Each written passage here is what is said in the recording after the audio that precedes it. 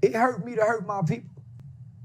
But nigga, this is a necessary hurt that we all got to endure. We all got to be hurt, nigga, to get to where we got to be, nigga, to fix this shit. We all gonna get hurt, homie, in the process, nigga, of trying to, when you and your mama sit down and talk about y'all childhood and you tell your mama, I think this. When you tell your daddy, nigga, you left me, he go get hurt to try to fix that and mend that relationship.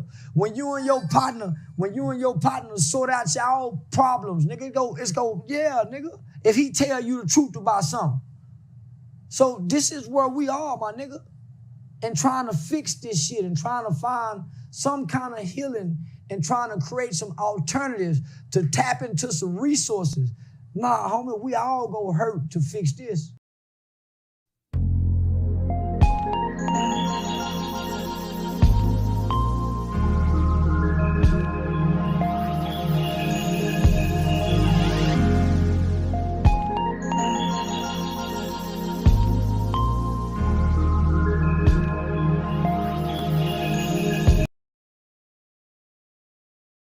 Brothers and sisters in Islam, if the sun wants to play the role of the moon and the moon wants to play the role of the sun, what happens? You have an eclipse. You have an eclipse, either a solar eclipse or a lunar eclipse. What happens when the eclipse happens? The effect of the sun is weakened, the effect of the moon is weakened, and the stars are nowhere to be seen. In the home, when the father wants to be the mother and the mother wants to be the father, you know what happens? You have an eclipse. It's called the social eclipse. And when this happens, the effect of the father is not felt, the effect of the mother isn't felt, and the children suffer the most.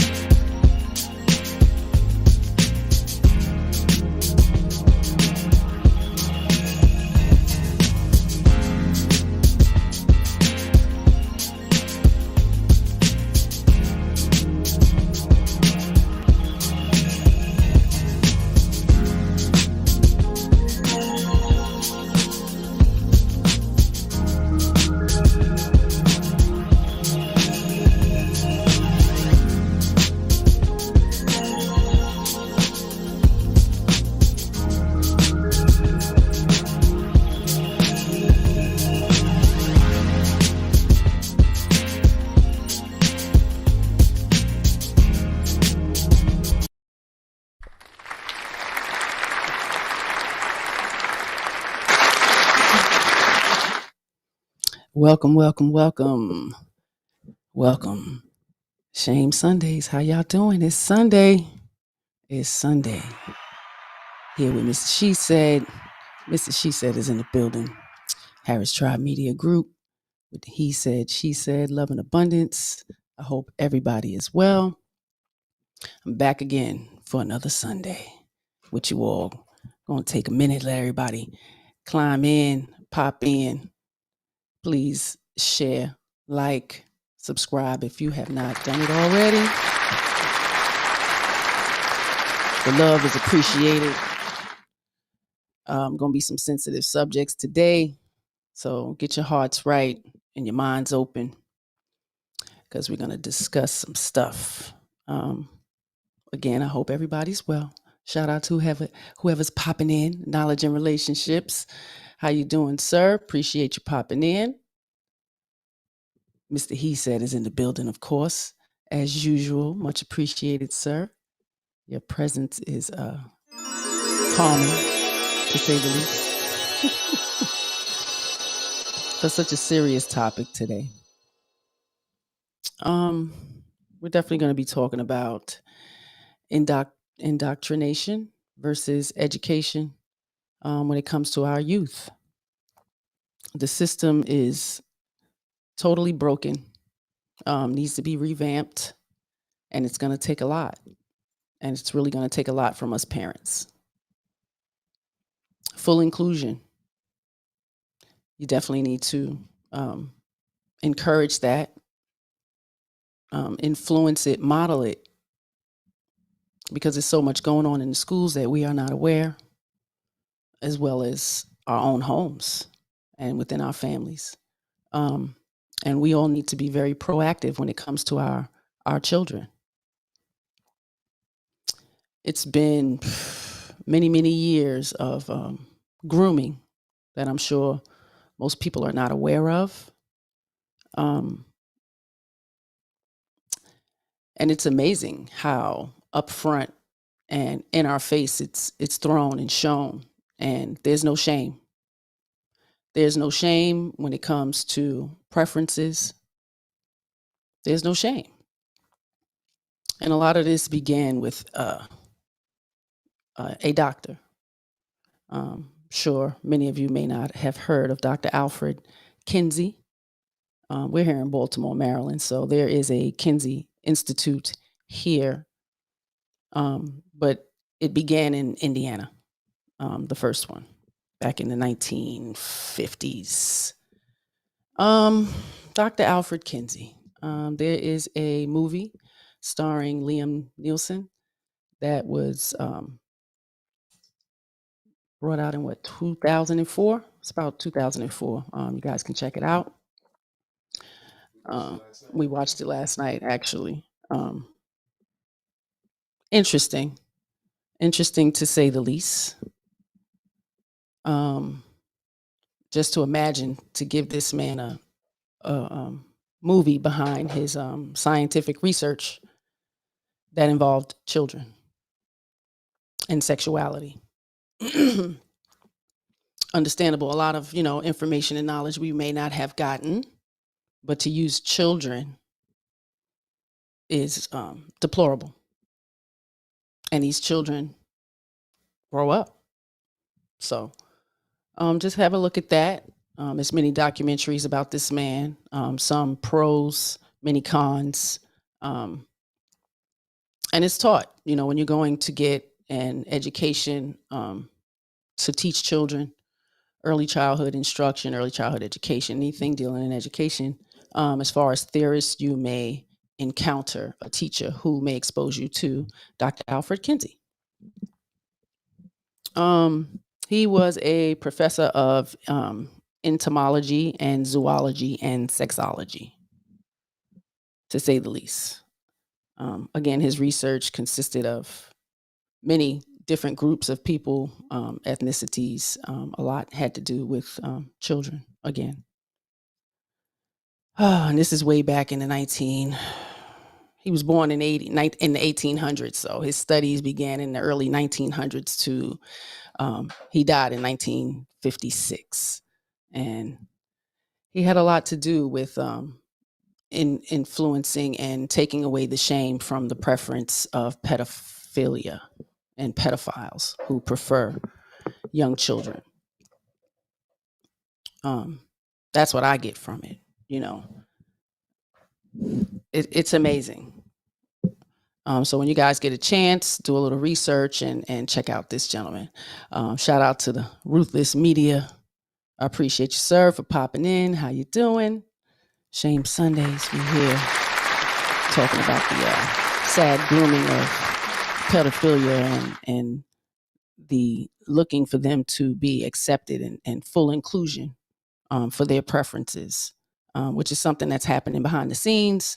It's being discussed in many of your town halls and city councils and government councils. The information is called MAPS. They actually have an acronym, if you're not aware, MAPS, and it stands for Minor Attracted Persons. Do some research. It's become a commonly known term used in global sex offender research and sex offender treatment communities. And I say this, MAPS is defined specifically pedophile, an individual attracted to a prepubescent child, a hebephile, an individual attracted to a pubescent child 11 through 14, and a hephabophile, okay, an individual attracted to post-pubescent child. So there's levels to it. And they've been trying to understand. Again, our children are being affected by many of these things. The shame I'm bringing today is, we need to be more aware. I think social media and the attention that we all look for and thrive off is going to affect our children in the long run.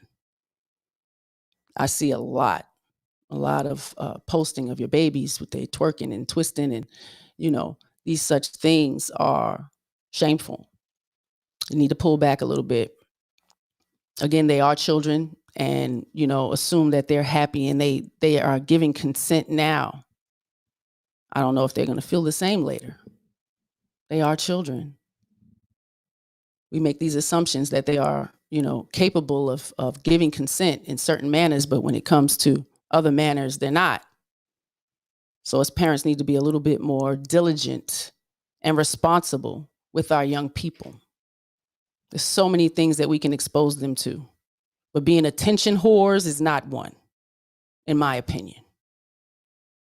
The likes they are thriving off, they're 5, 4, 6, 7, 8, 9, 10. No.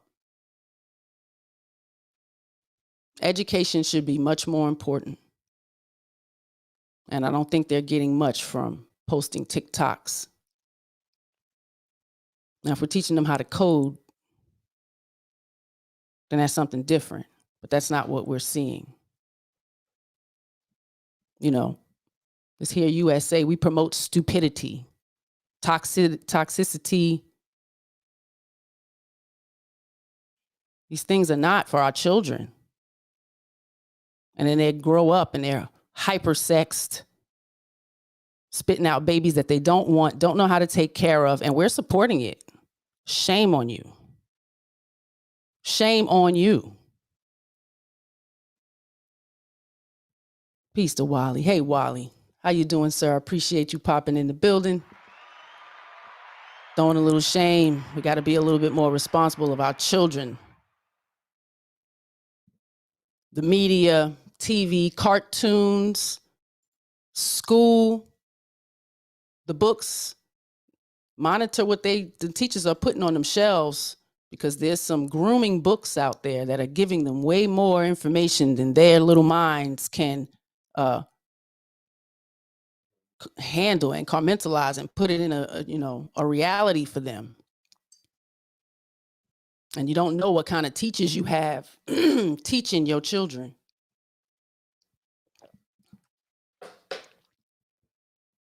Especially if you're not vetting them. Ruthless Media chimed in. He said, the crazy thing is the parents are promoting it. That's why we're here. That's why I'm here. Stop. Are you guys expecting your children to blow up overnight or something because they're cute? They can do a dance that thousands and thousands of other children are doing? Show how far they are getting in reading and math. Let's start making that a viral TikTok. Because we're bringing up little idiots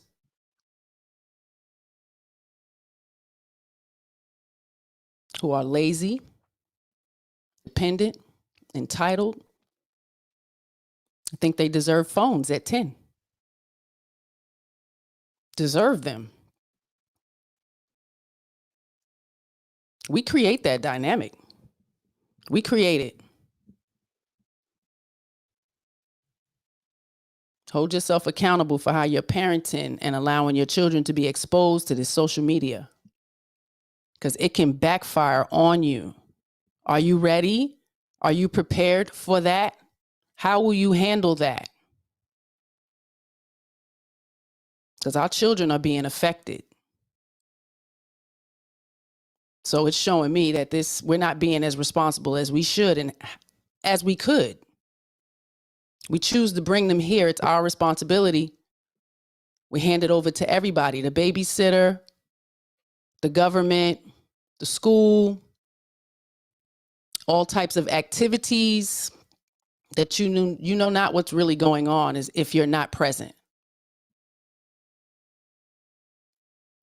The first thing you do when you move somewhere is check the sex offender registry. It's so simple. We have these tools. You go on, you put your zip code in, and it comes up. And you can pick the radius that you want, the town that you want, and you can find out, at least the ones who are registered. And there's different levels to it. It's tier 1, tier 2, tier 3. So let me tell you, from a young parent at 23, it was very important for me to make that my purpose, to protect my children from that, because I know that it existed within my family, within many of women and young boys that I know and grew up with. It exists. It happens. And it happens when you're not present. I'd rather be over present than not present enough, because it leaves them susceptible to any and everybody, exposing them to any and everything, even children.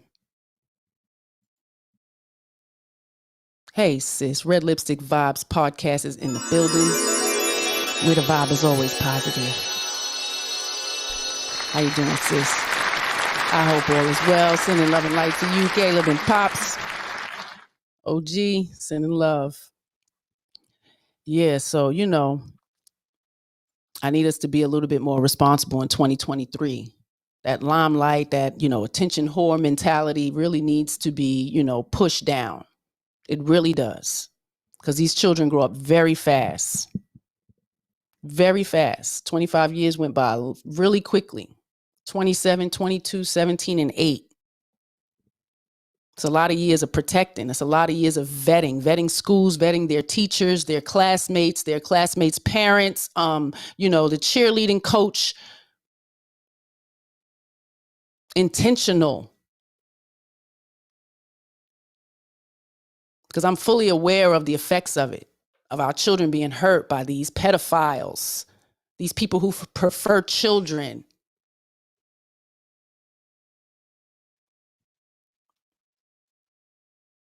You have to take a proactive lead when it comes to them and this type of situation.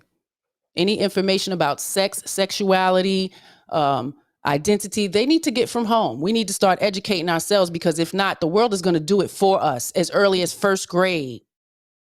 As early as first grade, we're being very ignorant to what's happening in our society. Ignorance is not bliss when it comes to our children, because then we want to be reactive when something happens, when many things could be prevented. Especially if you've been through this. Your family has been through this. Your friends have been through this. Know that it can happen. It can happen to you. It can happen to your children. So exposing them in this way is shameful, to say the least. Not only do I want to protect mine, I want to protect yours as well. And I need you to be mindful about what you're doing and what you're creating. We're already addicted to the social media. Our children are coming up behind us. At least let them, do some STEM, some science, some programming. We're teaching them to take these pictures, click, click, boop, boop, post it. Let me see how many I got. I don't know if it's going to be beneficial for them. Everybody is not a damn supermodel. You're not that damn cute. Go sit down somewhere. Read a book.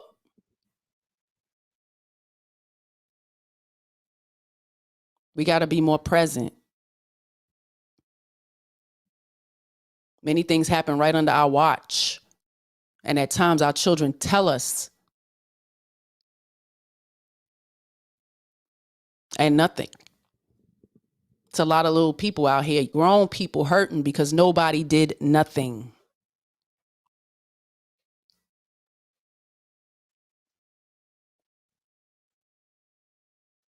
What do you think? What do you think we need to do? Solutions to a lot of it. Let's talk about it. Parents need to be a little bit more assertive.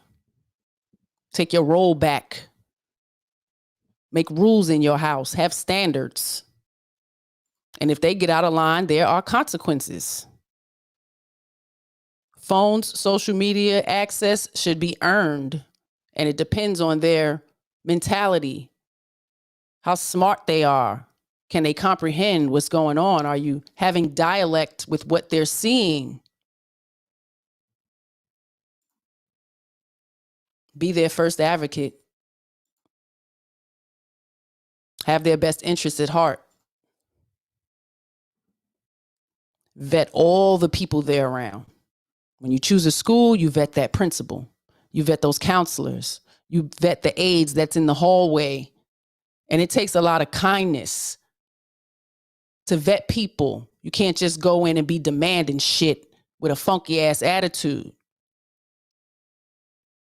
Your children need to see you model this cooperation with these people, because they're going to know, yeah, that's when we can't mess with that child. These pedophiles know what children to choose, what children to groom. They know you're not present. The more present you are, the less chances and opportunities there are for your children to be affected. Jesus Christ. No, it's not just men, women as well. This is the ignorance of many of us, women as well. Hear me clearly, women as well.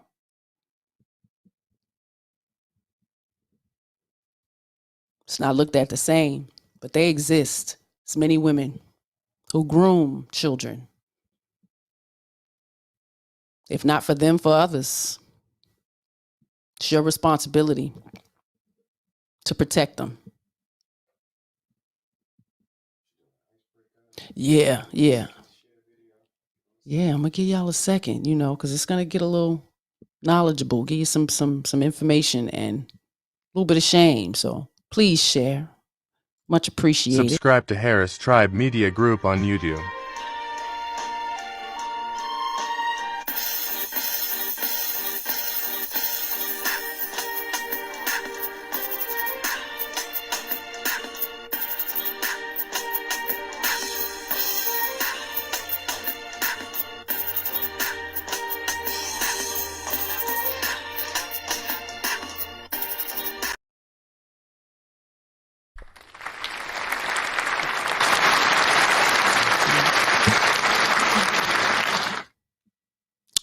Yeah.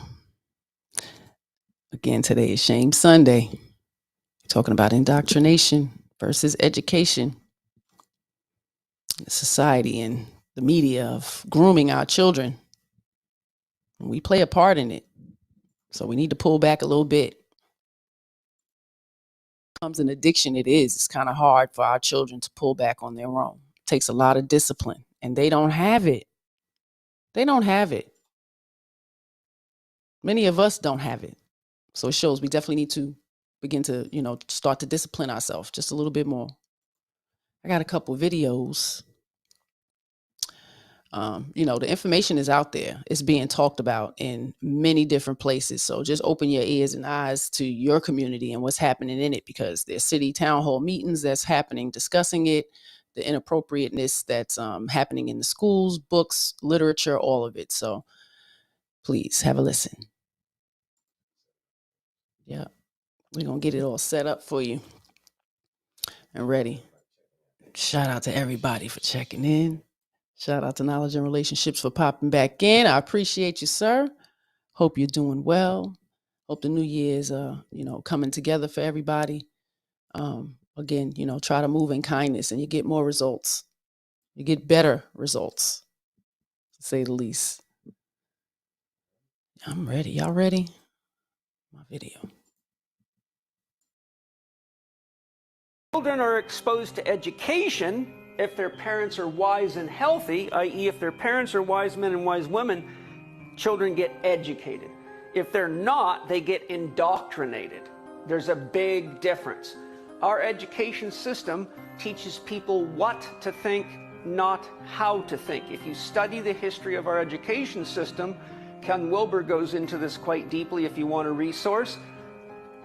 Our education system is still the exact system that was developed by warlords and plantation owners to control slaves It was developed specifically to keep the kids busy so they could get more works out of the slaves, more hours out of them, and to train the children not to be creative, not to think for themselves, and to follow orders.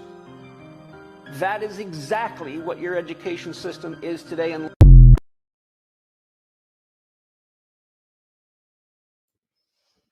That's a damn shame. The same education system from back in slavery times, you guys. And we fought for the inclusion.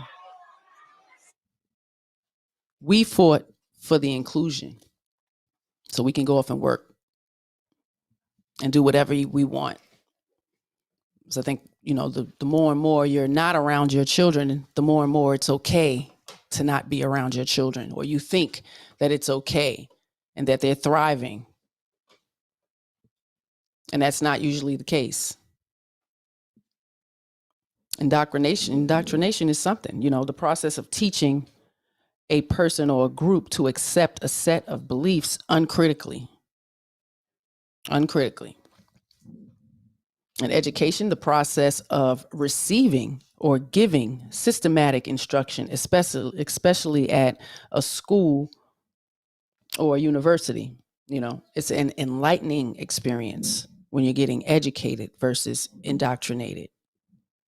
And this is what's happening. I just look at it like I vividly remember school from kindergarten all the way to high school. I remember it. I remember a lot of experiences, the exposure, and a lot of exposure comes from us children with children. That's fine. But when it comes to adults with children, no, these children cannot consent. B9 is in the building. How you doing, brother? Happy Sunday. You are missed. Hope all is well with you and the family. Yes, we talking about it today, man. The grooming of our children, indoctrination versus education. It's sad how social media has got us so consumed with likes and being an attention whore versus when we choose to have children and they drop their 10 toes, 10 fingers on this ground. It's cute when they little. It takes a lot. To build them up to be adults. And ain't nobody perfect. There's no, perfect blueprint. But it's a lot of things in this world and society and this media that we have to protect them from. And it's our job. And once you choose to be a parent, it's your first job. Sorry. Everything needs to take a fucking back seat. Because their safety, their mentality, their emotional well-being is of the most importance. And when we create this dynamic of it's okay to floss and flash our children on social media, little babies twerking and carrying on, it's a bit much when we know it's people out there who prefer them. So you're giving them free porn. You're giving them exposure. You may not look at it like that, but they do. It's the simplest, littlest of things, the tenderness of things, the innocence of it. Because when I look at it and I see the thousands and thousands of likes, then I go to look at the shares and the saves of your children's media, should be a little disgusted. Do you think one of those are a promoter and they're going to snatch your child up and say, here, let's get this reality show or a modeling gig or something? No. Do it the right way. Go get them photo shots and, go to these modeling agencies and do it that way. Everybody wants instant gratification. But our children are going to be hurt in the long run, like we've seen it. I don't think I've really ever had a conversation with many grown women and they did not get hurt in some type of way sexually when they were a child. And you think it's easy to just get past, throw it under, forget, just, heal. It's not. It's not. And the most of us who know this and are aware of it, we need to be proactive. We need to be proactive, more proactive. Because now it's just so easy to get access to our children. Even the little shows you watch on YouTube, you better pay attention to what they watching. Pay attention. They were doing it with us. Warner Brothers. Come on. The skunk? He was obsessed. The little chicken? Mm-hmm. She was obsessed with the rooster. Come on now. It's even more upfront and in their face. So it's our job to be very diligent. Got the pleasantries going on in the chat. I appreciate y'all being here. It's a serious subject. We need to get more serious.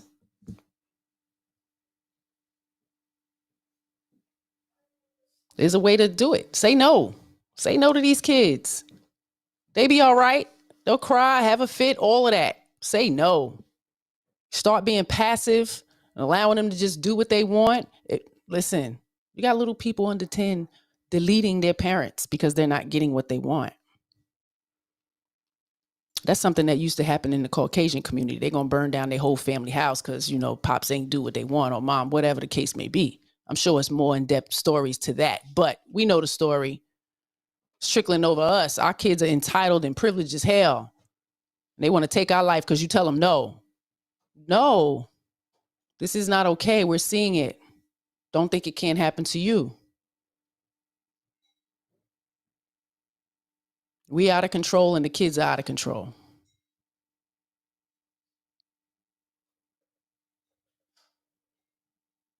I got another video for y'all.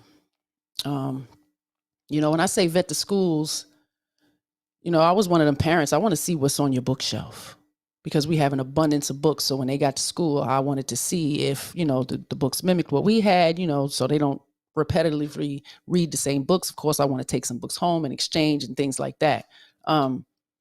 Always innocence. I've never seen anything, that I felt was, out of pocket or inappropriate. So to know that there's literature now in these spaces with our children, it's unacceptable. So you guys need to be a little bit more diligent and, vet the teachers because they put these books on their shelves and you don't know what kind of teacher your child has. Everybody does not have your child's best interest at heart, especially for no $15 an hour.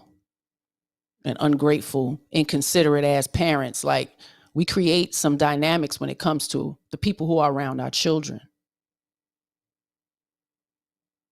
They need help too. It's not easy to be a teacher. So knowing that, be proactive. It creates a better dynamic for your children. They see that communication, they see that relationship and mutual respect. So when they do get out of line, if the teacher was to say, I'm going to call your parent, they'll see, yeah, okay. They got a cool relationship. So, I may get some consequences behind this behavior. So let me check it. I appreciate my mom. She had to step up a lot. Now, we was not the best of little kids, latchkey kids. But when she had to come to the school, she made her presence known. They knew Miss Hardy. And she had to work a lot. And there was no extra parent. So you guys can do it. Be proactive. Go do a surgery game.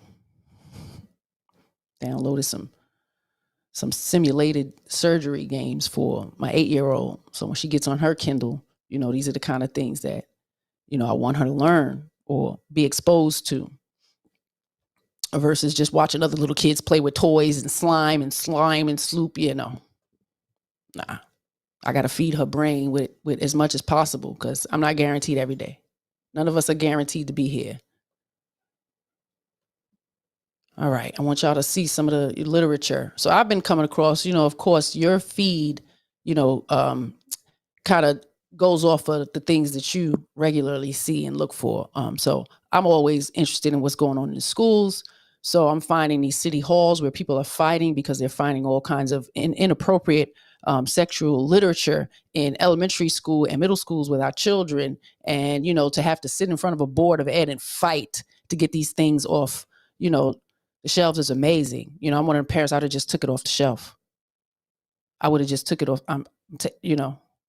So we're going to go through the classrooms. Let's get a group of parents. We're going to go through the classrooms and we're going to investigate these books and we're going to take them off the shelf.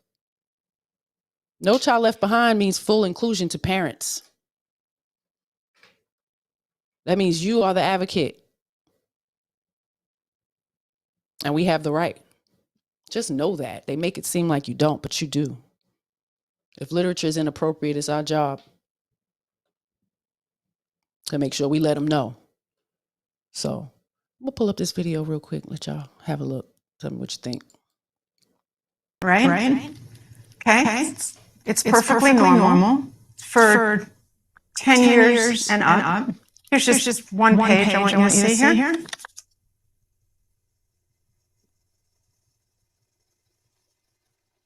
For 10 and up, huh? It's unspeakable what these people have done to our children. When did that start? When was it decided that we need to start teaching kids about this stuff at such a young age? So I'll answer that with one word.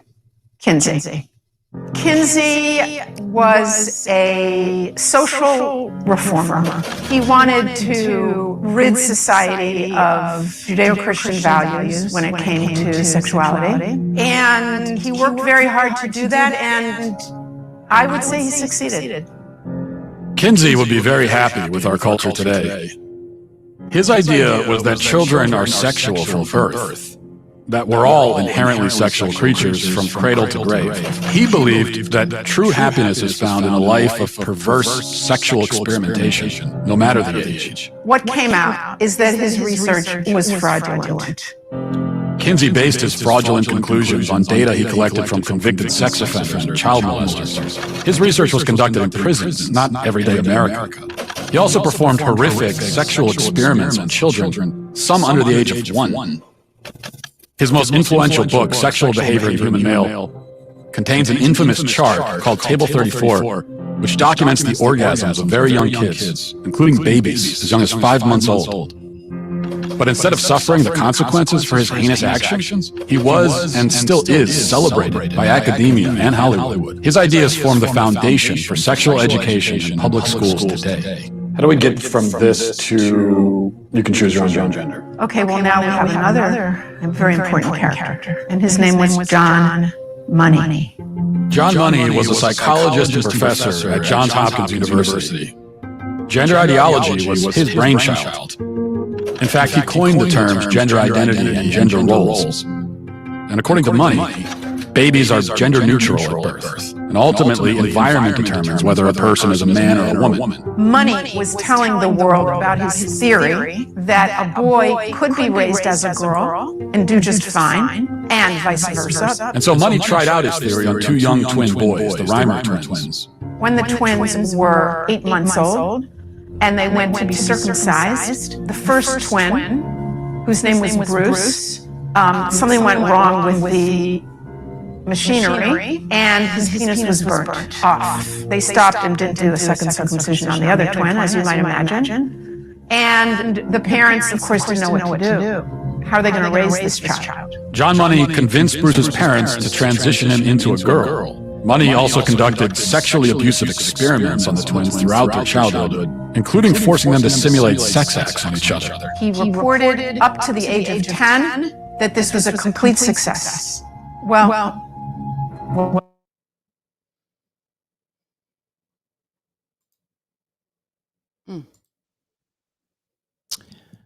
Yeah, complete success? No. Didn't turn out that way. I'm going to finish the video, but a botched circumcision. So we botched it. Instead of letting them, grow up with a botched penis, we'll change them to a girl. Force them to live a life as a female. I watched that documentary of them twins, a couple of years back. And it's amazing, the science that they are doing to our children. And a lot of us parents allow it. We want to finish this video.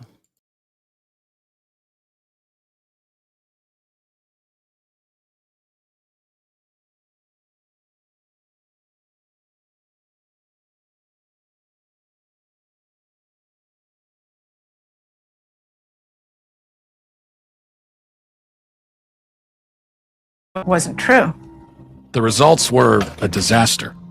Bruce could never fully accept his female identity. Eventually, his parents told him the truth, and he chose to transition back to a boy, taking the name David. As an adult, David spoke out about the abuse and the damage done to him by John Money.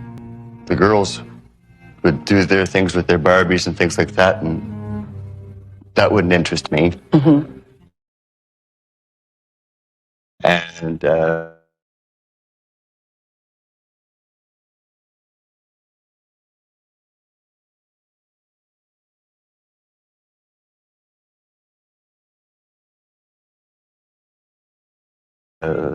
things such as trucks and building forts and, getting to the odd fist fight and climbing trees. That's the kind of stuff that I like, but it was unacceptable. So I'd never... As a girl? As a girl, I had no place to fit in. The trauma that he and his brother and his entire family went through left deep scars. His brother died of an overdose when he was 38, and then David committed suicide. There was never a retraction or an apology from John Money.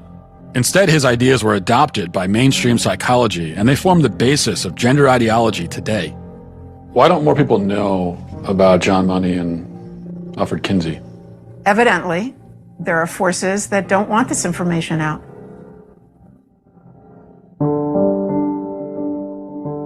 I never fit. I was an alpha female, a sales executive that kind of just didn't fit in any box.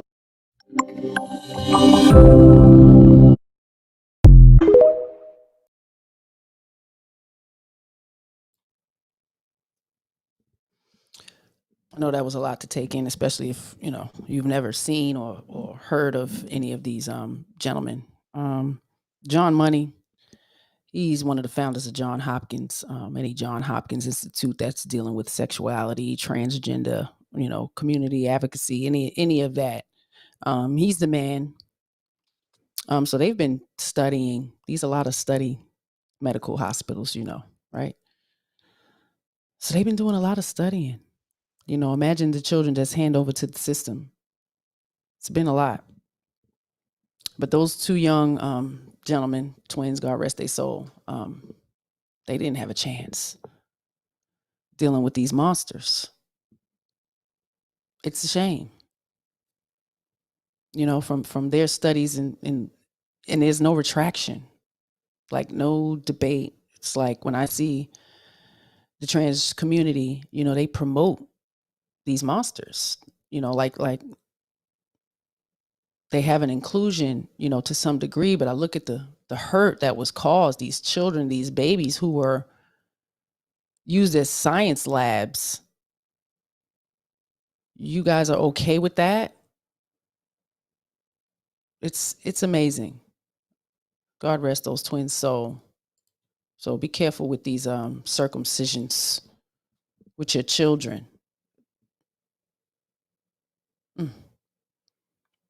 Death Mage is in the building. Hey, you doing, love? I hope all is well.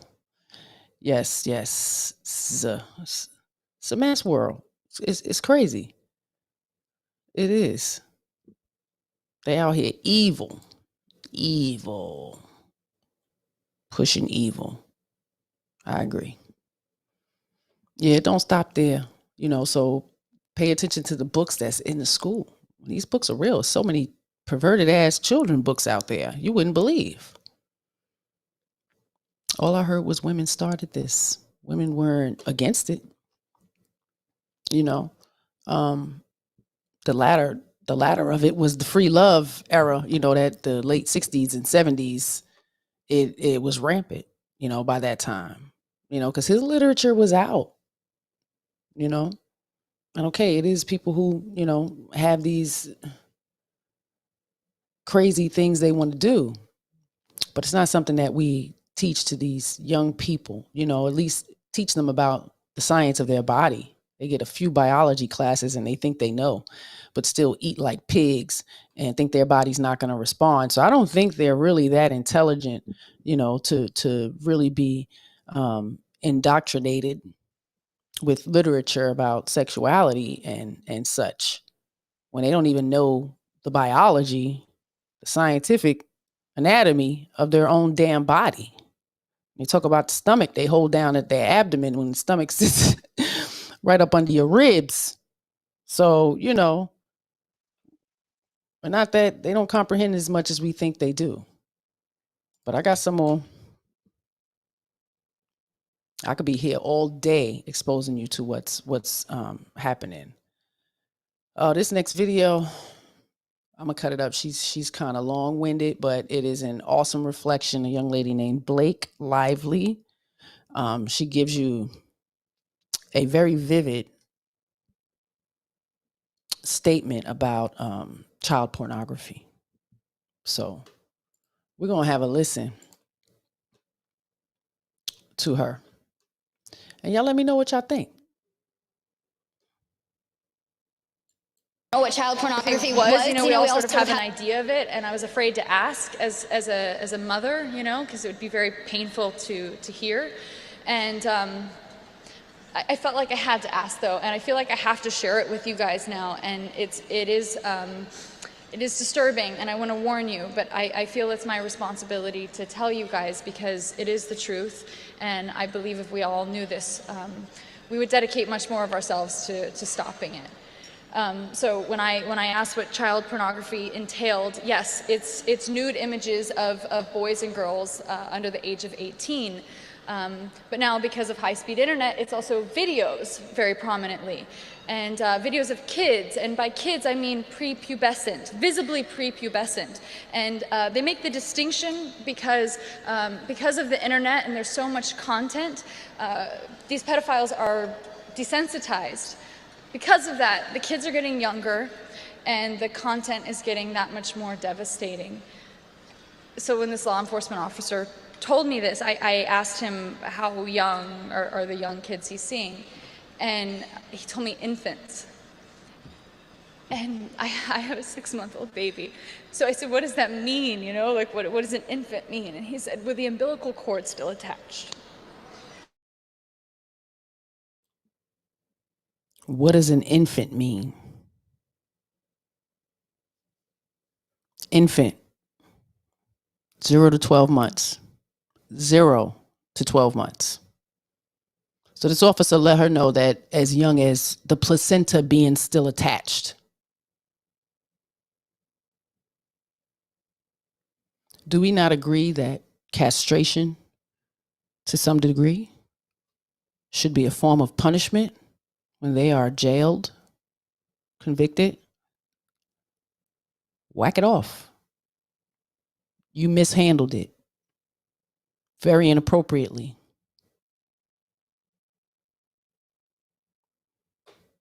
Just my opinion.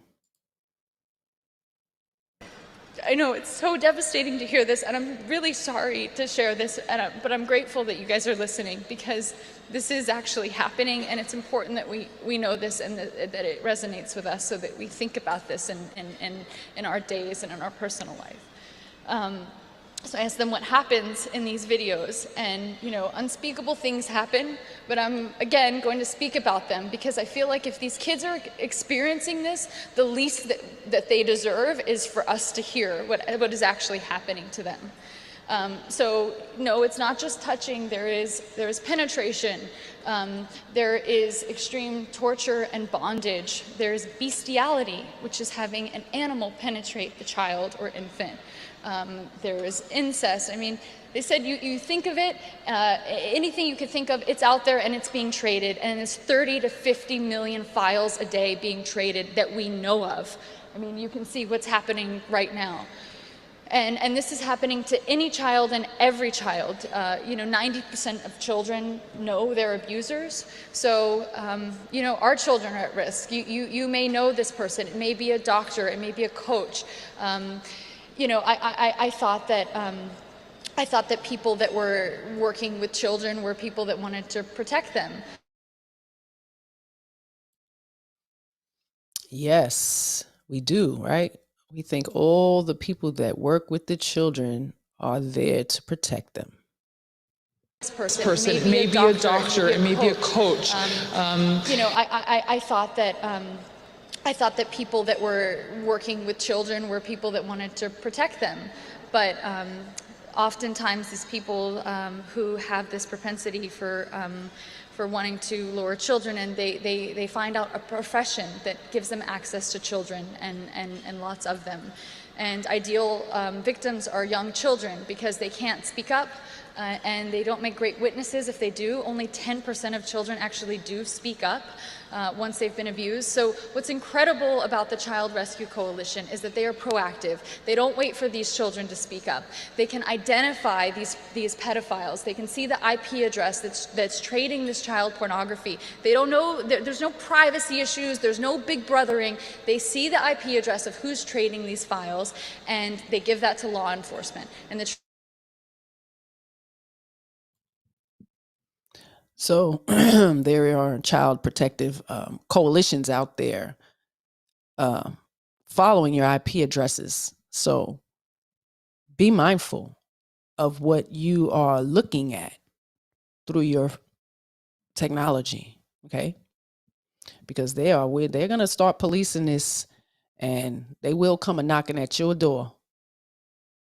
Shame on y'all.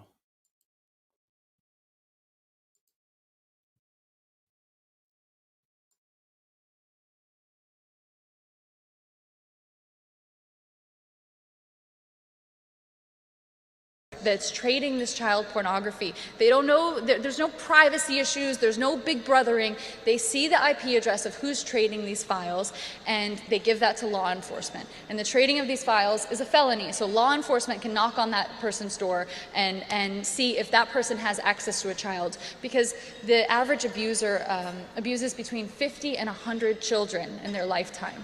Per person, per abuser. And the average person that views child pornography, between 55 and 90% of people viewing it are actually hands-on abusers or will become abusers. And you know, you think that sounds like a lot, 50 to 100, maybe that's unrealistic, but the kids age out of the age that they stay silent, or they age out of the sexual preference of the predator. And I was told the story of an oncologist, a pediatric oncologist, who was raping his children with cancer by the hundreds. And there was a nurse who was working with children with mental and physical disabilities. And when he was caught, they asked him how many children he abused. And he looked outside the window at the snow and said, "How many snowflakes are there outside?"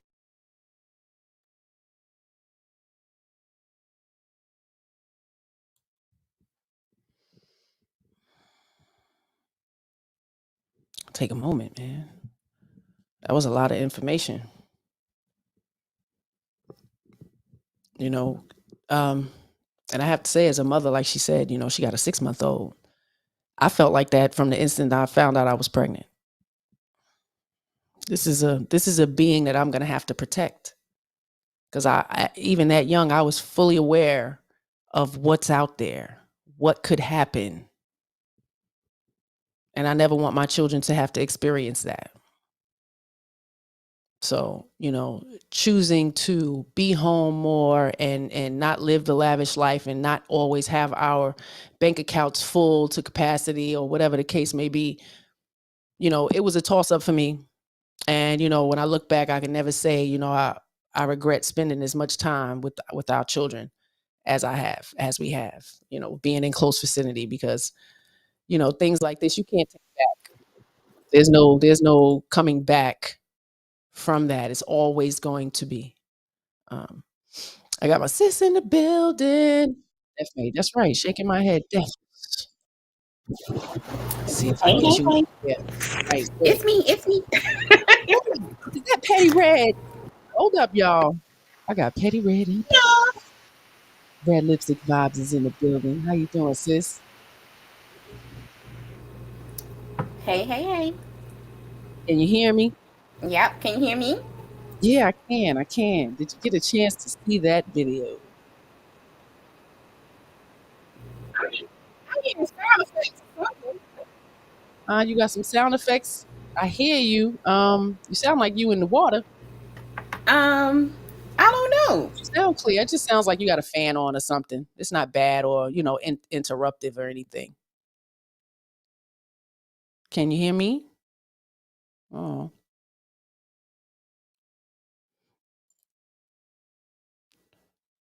Okay.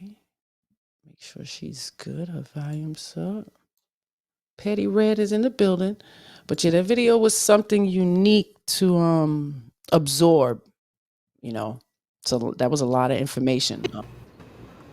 There you go. I hear you. I hear you too. Okay, cool beans. Yeah. Yeah, you good. Okay. Welcome. Happy Sunday and Shame Sunday. Talking about some stuff had me in tears while she was talking for a minute. It's a lot to take in. That's a lot to absorb. What's been happening to, you know, our young people. Because these young people grow up, you know, sending love and light to everybody who has been affected, you know, at the hands of someone else. I'm sorry, because it happens more than we think. Like I said, vetting everybody. She said an oncologist who cared for children with cancer, you know, repeatedly raped his patients. And we know here, you know, close to us in the DC area, there was a woman who went to her husband's hotel room and shot him because she ran a daycare and she found out that he was being inappropriate with the children in her care. And she did not agree with it. So she went and tried to delete him. So, you know, we really have to be more mindful because these are traumas that will affect them till the end of their days. And we don't know how it's going to affect them. Sis is in the building. She keeping me company. Appreciate you being here. But guess what? I got another video. We're going to keep it moving. I'm not sure if sis is hearing everything clearly.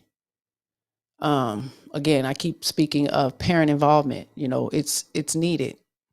It's needed. Your presence needs to be known within these schools.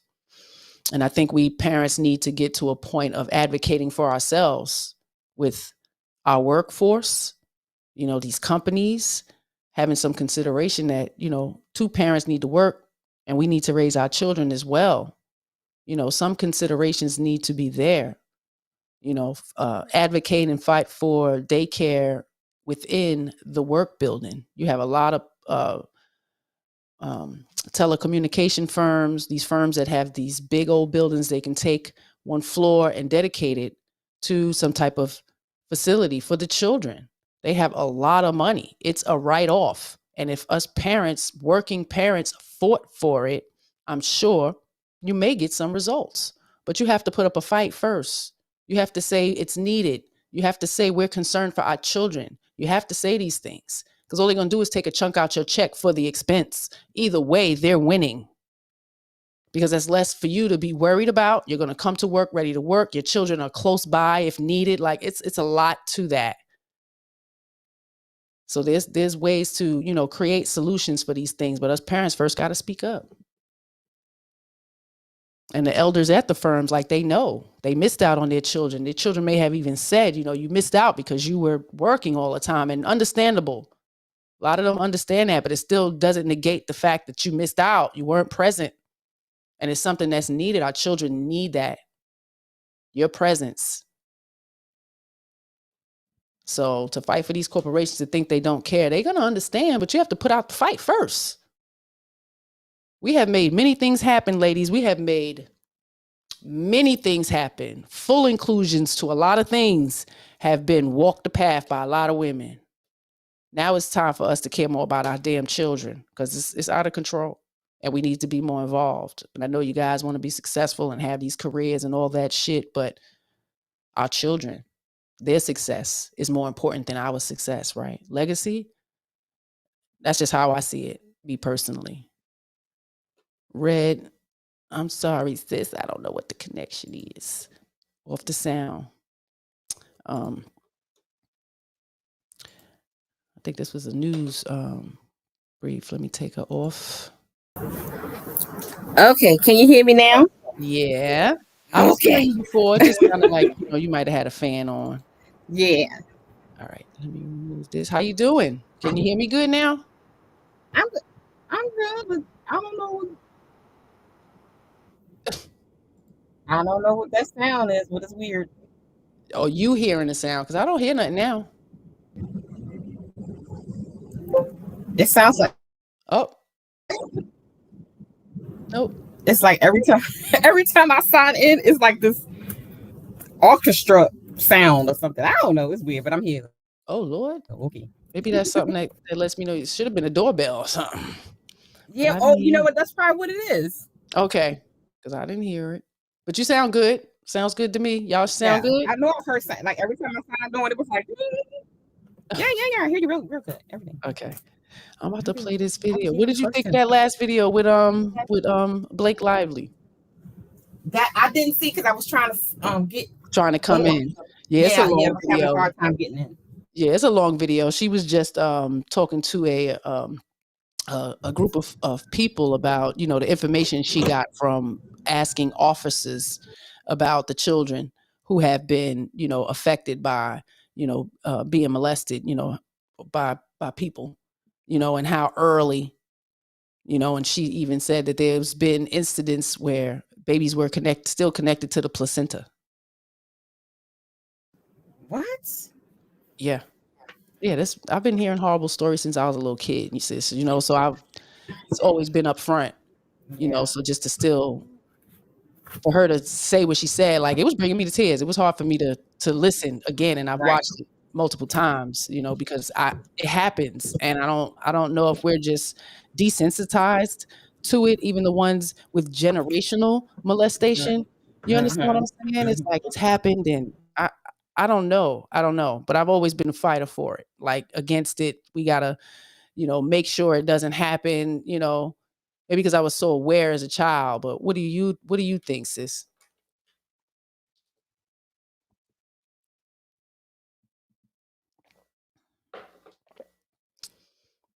Petty Red, you still there? I don't know, y'all. I think we keep losing my sister, man. This is not good. But I'm gonna play this while we see if you come back. Hopefully you can hear it. Take this power back. We need more parents to speak up, like my next guest. Here's her response when she found out what kind of book was in her 7th grader's classroom. Watch. I'm going to read from Chapter 9, The Ins and Outs of Gay Sex, starting at page 201, Part 1, Boy on Boy Sex. Perhaps the most important skill you will master as a gay or bi man is a timeless classic. Good news is you can practice it on yourself. Any teacher that puts material like this on his or her bookshelf is either a bad teacher or a pedophile who grooms children. 2 minutes are up. Thank you. We will vote you out November 8th. You are not leaders. I'm not. Christy Wade and Brooke Weiss are parents with the group Moms for Liberty. So, Christy, what did this school board say when you read that graphic material from a book that was in the class? Well, they actually didn't say anything. In fact, the chair chimed in saying that she wasn't even on the ballot for this election, which is essentially shirking all accountability for their actions. And they just don't care, quite honestly. And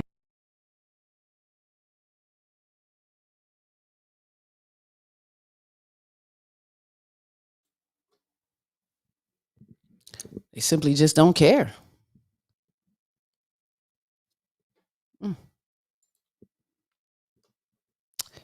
Were you able to see the video? It keep freezing on your side? Okay. I don't know what's going on. I'm still glad you're here though. Yeah,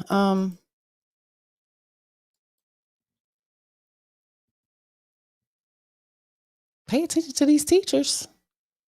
Make sure you know what's going on in these classrooms. Pop up. Because there's some schools that, you know, don't allow access. And parents go for that crap. You know?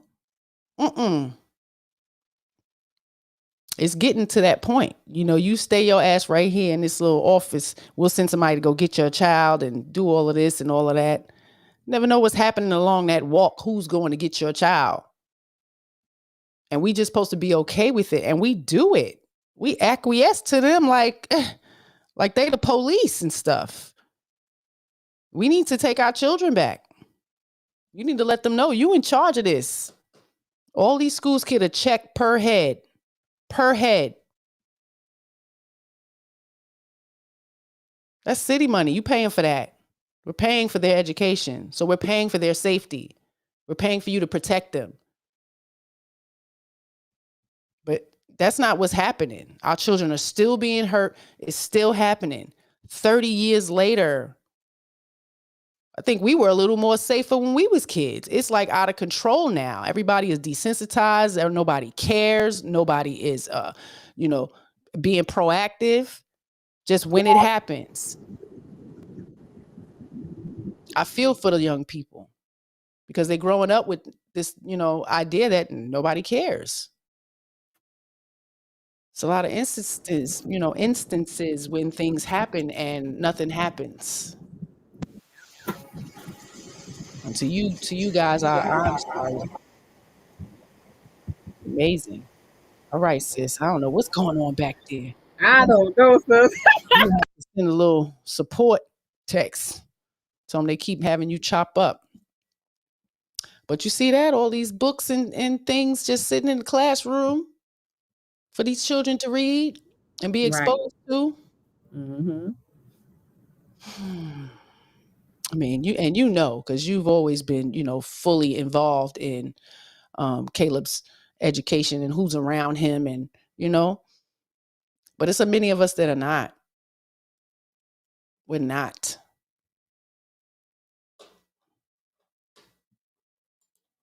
I know sis would agree. She's getting chopped up back there. I'm sorry, Evie Mux. Deaf Mage chimed in. Seems like no accountability all around from either side. Absolutely, sitting in a town hall and the lady is just saying, I'm not up for ballot. But if you're planning to be up for ballot, bitch, you need to be listening to what the hell I'm saying. That's the crazy shit. Like, you're being held accountable now. Doesn't matter. Do you hear what I'm saying? Deflecting, lack of accountability. But if it was her child, this is where we are. If it affects you directly, this is when you're mad and when you're upset and you want to do something about it. But you need to be around, right? So if we were around, it would be less bullying, less negative influence, because we're there. The kids know that they're there. And I turn this corner, Mr. Johnson going to be right around that corner. It was always eyes and ears, Teachers were allowed to snatch us up to some degree. I don't remember ever really being abused or anything like that in school, spanked or nothing, but it was just a level of respect, And some kids grow up with that amount of, respect for authority that it allows them to get caught up. Someone can prey on that naivety, lack of consent, just not being aware. We're the first teachers. Last week, Sunday, I did a whole stream of vaginal health and reproduction. I will be doing one for the gentleman. I'm going to pull up some information because it's a lot of things that we don't know as children. We don't know about our reproductive system and our organs and such. And we should know. Children can be taught consent as early as changing their diaper. May I? May I open your diaper? Can I open your diaper, please? Can mommy wipe? It's all consent. They know that you must ask to say this is inappropriate. Nobody should be doing this. Nobody should be doing that. Some conversations are hard to have, but the best conversations to have are with your children. Are with your children. These football teams, like our boys are being affected as well, and they are raised differently to not tell. Their private may have reacted and responded, and they may thought that, it's different. So it's not as much exposure to our young boys telling something's happening, something's going on. There's even times where these young people create relationships with their abuser.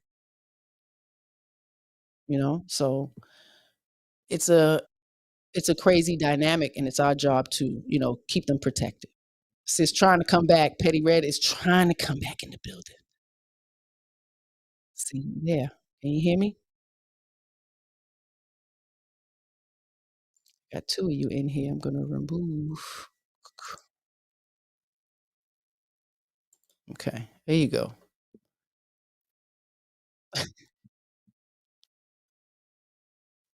Hi, I can hear you. I still didn't hear no doorbell.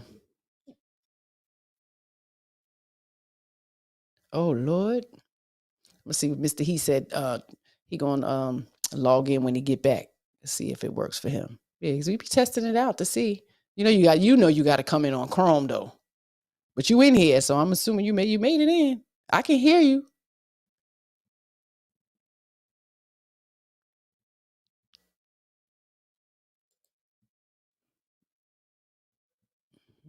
It's what Red said. She said the thing is parents today use the school as a babysitter, so they are hands off more. Yeah. I mean, that's absolutely true. They gotta work. Society said we gotta go out and make this money. Bills is high, food is expensive. Car, gas, insurance, all that stuff is expensive. It adds up. Always at the bottom of my screen, I'll try to have influential Black American women to come across. So these are people that we should be, teaching our young children that are influential, have created paths and open doors for us as a people. And they should get much more light and shine and praise and honor than the stupidity that flashes across our screens, that it's highly promoted and, it's nothing but ignorance, sex, drama, and, toxicity.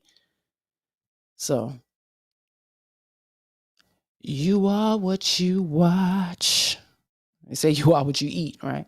They starting to be all what they watch.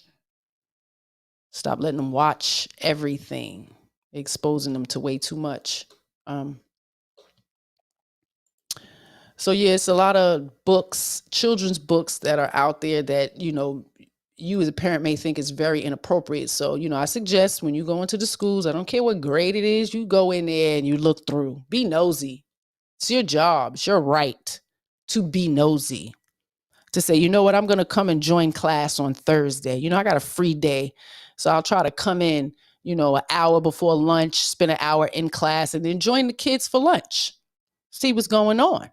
See how the cafeteria staff is acting with the children. Are they kind? Are they being biased with certain children? Some mean ass people out there. And everybody does not have your child's interest at heart. I'm just saying, I've watched it. Lunch line and the kid ain't got no money and the lady is mean and nasty. Child can't get no milk. Get that baby a milk. What's wrong with you? My kids used to be like, Mommy, don't play. I ain't playing. Not when it comes to these kids. Not when it comes to these kids. They need to know somebody is protecting them. I met this one lady and she protected me.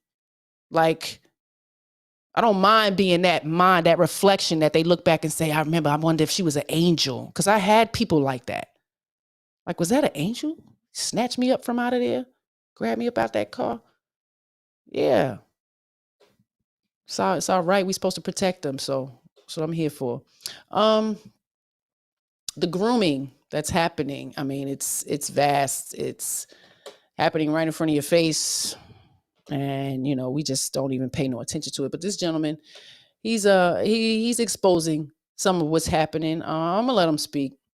So give me a second. Let me get him up here.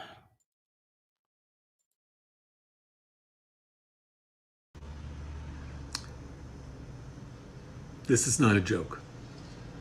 I'm very serious. When we're going to review an article in Hot Air today, written by David Strong, called Harvard Med Students Learn How to Care for LGBTQIA+ Infants.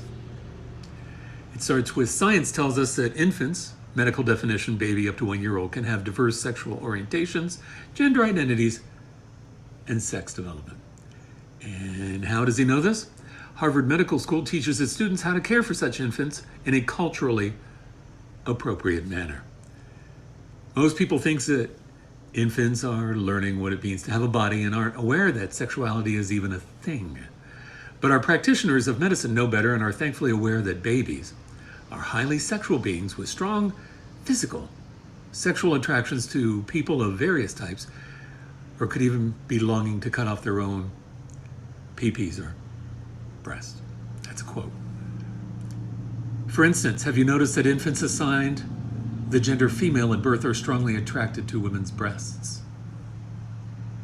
If you think about it, that means they're lesbians or at least bisexual. And infants assigned male at birth often play with their own peepees, and if offered the opportunity to notice their sperm donor parents has one too, they may even touch it if the opportunity arises. They too are very interested in and awful fondle breasts, implying their own bisexuality. Babies even resist wearing clothes, another example of latent queer identity. Add it all up, and there clearly has been a conspiracy to obscure the fact that all infants are gender nonconforming.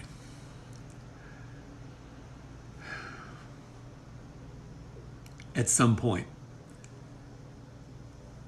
this has to stop. We have to stop assigning sexuality to infants who don't even know, they're not even cogent of their own existence. Believe me when I say no one cares about your sexuality. No one cares about your sexuality. But the idea that you want to impose your belief of sexuality on others needs to stop. What are your thoughts?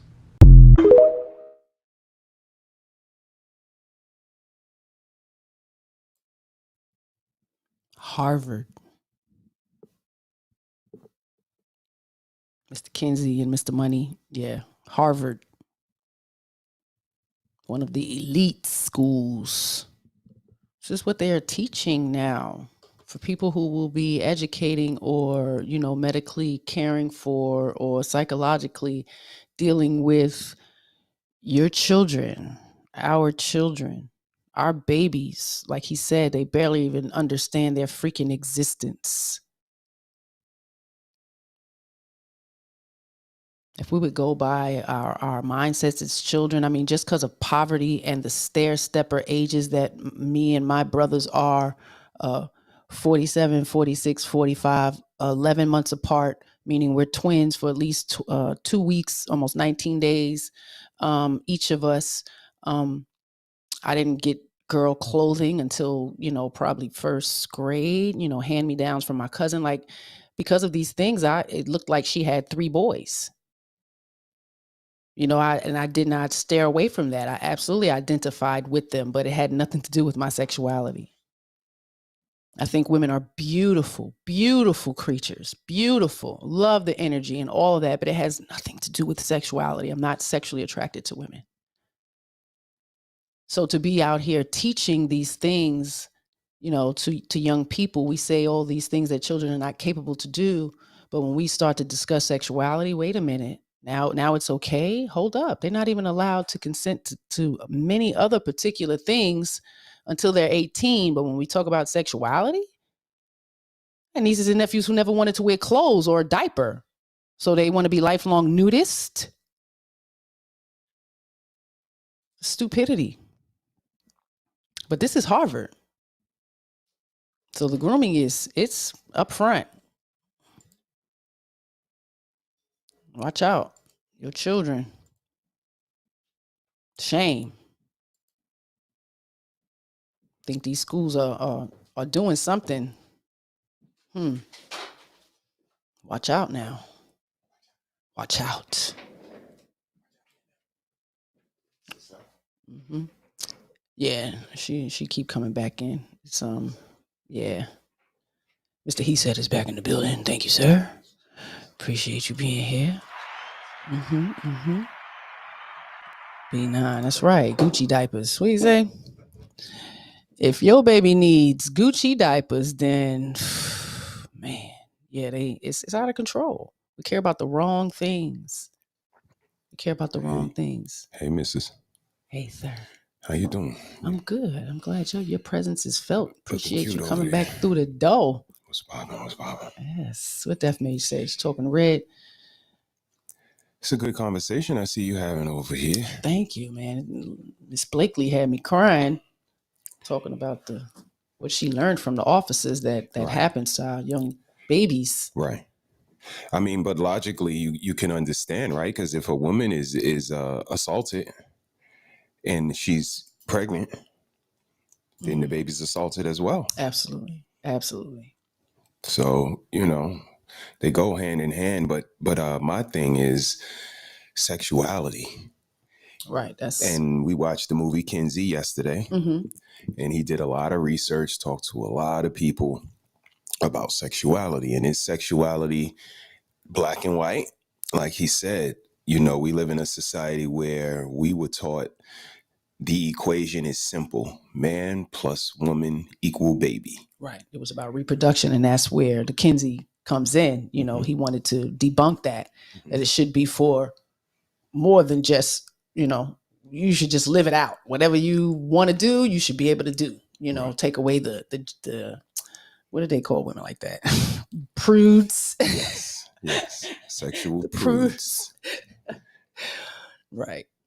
But, he even went into as far as bestiality. Like it's come on. It should be some limits to the shit now. Okay. Let's stop. Let's stay right there. There should be limits to sexuality. So you should be attracted to some things, but not all things. Right. Okay. Especially if it's, to, someone who can't logically, realistically consent. Okay. So. No, I hear you. And in this, government's mindset, it's 18. But as we know, right. The rules ain't meant for everybody. Okay. Right. Because this has been happening. This has been happening before we had any exposure. We know that it exists. But to promote this man like he did something good, it's shameful. Because children were affected, and two committed suicide. One had a drug overdose and the other one committed suicide. Right, A set of twins that. So, right, you're talking about the twins. They tried to do a they tried to circumcise one, and it didn't work. Right, it went wrong. I'm with you. They said, let's just let him live his life as a girl. See how that happens. So scientifically, let's experiment on your child, and parents went for it, and they did, and he fought it the whole time. All of that. Wanted to play ball, climb trees, and tell them, nope, you can't do this and do that. And then in turn, they actually had them, implementing sexual acts with each other. Just to kind of force on the idea, of accepting, like it's going to happen, but it didn't work, So, oh man. Definitely said, I will be in jail over mine.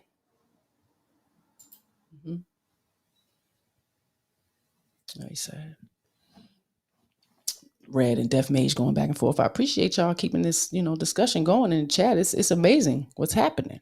Red Lipstick facts. I've been abused as a child, and it messed me up to a point. It was hard to trust my husband around the kids when he was giving them bath time. I had to work through that. Absolutely. We don't even realize something as small as that it can create that, knowing he's a good guy and all of that. Like, there was fears, and I knew my husband wasn't that type, and I absolutely felt that. I did. I got this. I got the diaper. You know what I mean? Especially if it's a poop. You know what I mean? I got to make sure I clean all in here and all there. So, it was, Deaf Mage, same here. Same here. I appreciate you being transparent and letting us know. But we all carry these fears, reserves, all that. So it will affect children later. It will affect them later, and you never know how. So, we need to be mindful. Okay. What you was about to say? You put up a acronym, the MAPS. And, that's something that you're strongly against. Do you think they should not be allowed in the sexuality existence? Or is there a place and a space for them or no? I mean, they shouldn't be welcomed. Like it's acceptable that you prefer children, and the LGBTQIA plus community is not for it. And they don't want them to be added to the collective. Gotcha. You know, because many of them don't agree, you know. So that's a whole nother dynamic of that. So here's my question. Only certain type of sexuality should be allowed, or sexuality to a point. Right. Now, to prefer is one thing, but to actually physically move on to the act of doing is something else. Okay. You can prefer it all you want. Mm-hmm. You know, we all know that pornography is not okay, and people will get federal time for doing that. And you're just looking. Right. You understand what I'm saying? So physically, you know, asserting yourself in that manner to, you know, a child because it's your preference is jail. It's castration, in my opinion. You can prefer whatever. Some people like cats. Some people want to hump a car. You had a woman marrying a damn pool. So we know, you know. So is that the okay? difference is it okay to marry a car? To right, marry yeah, a because it's pool? not a physical thing. It's not a human creature. Now, if you're gonna hurt yourself by getting rust or cutting your, you know, privates with, you know, whatever, that's on you. But when you are asserting yourself onto a youth, a younger person who cannot consent, you know, that's not okay. We're not ever gonna accept that. No. Okay. The preference you can have all you want. They're gonna be. It's always.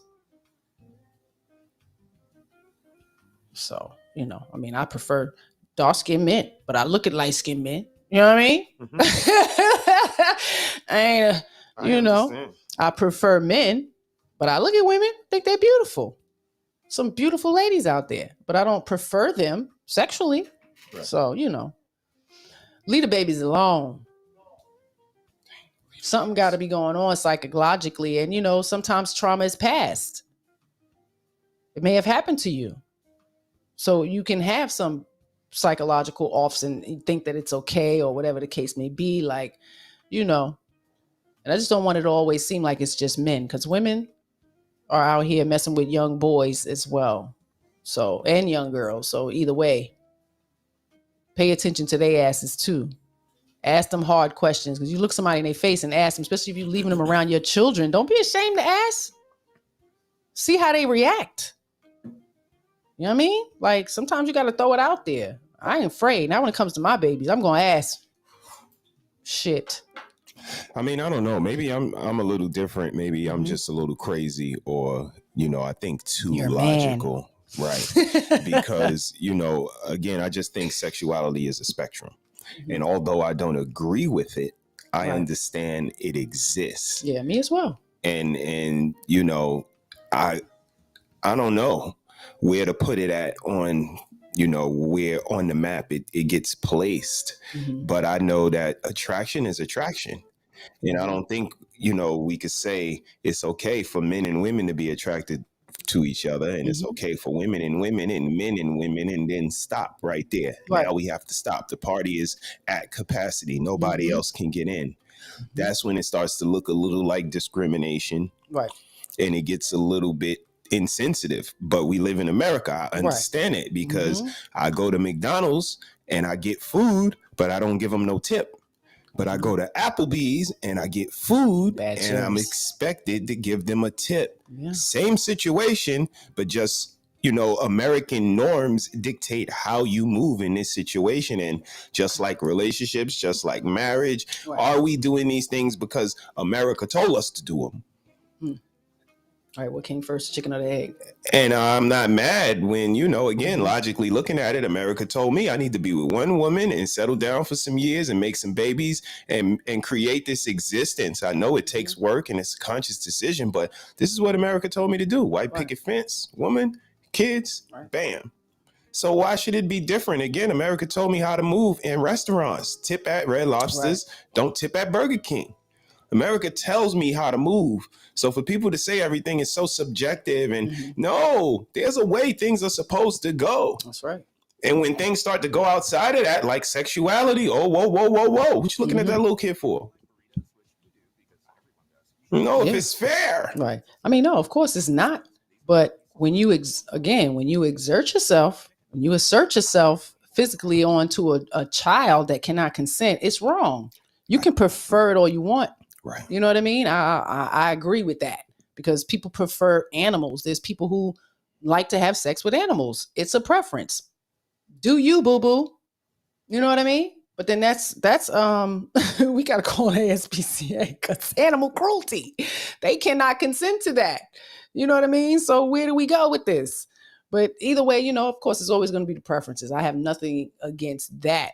But when we start to hurt and affect young people with our preference, now we're moving into physically assaulting, right, and putting it into action versus dreaming about it or fantasizing about it. Is something totally different, because now you're dealing with another human being who's not consenting, and we don't know how it's going to affect them. So fuck your preference and leave the babies alone.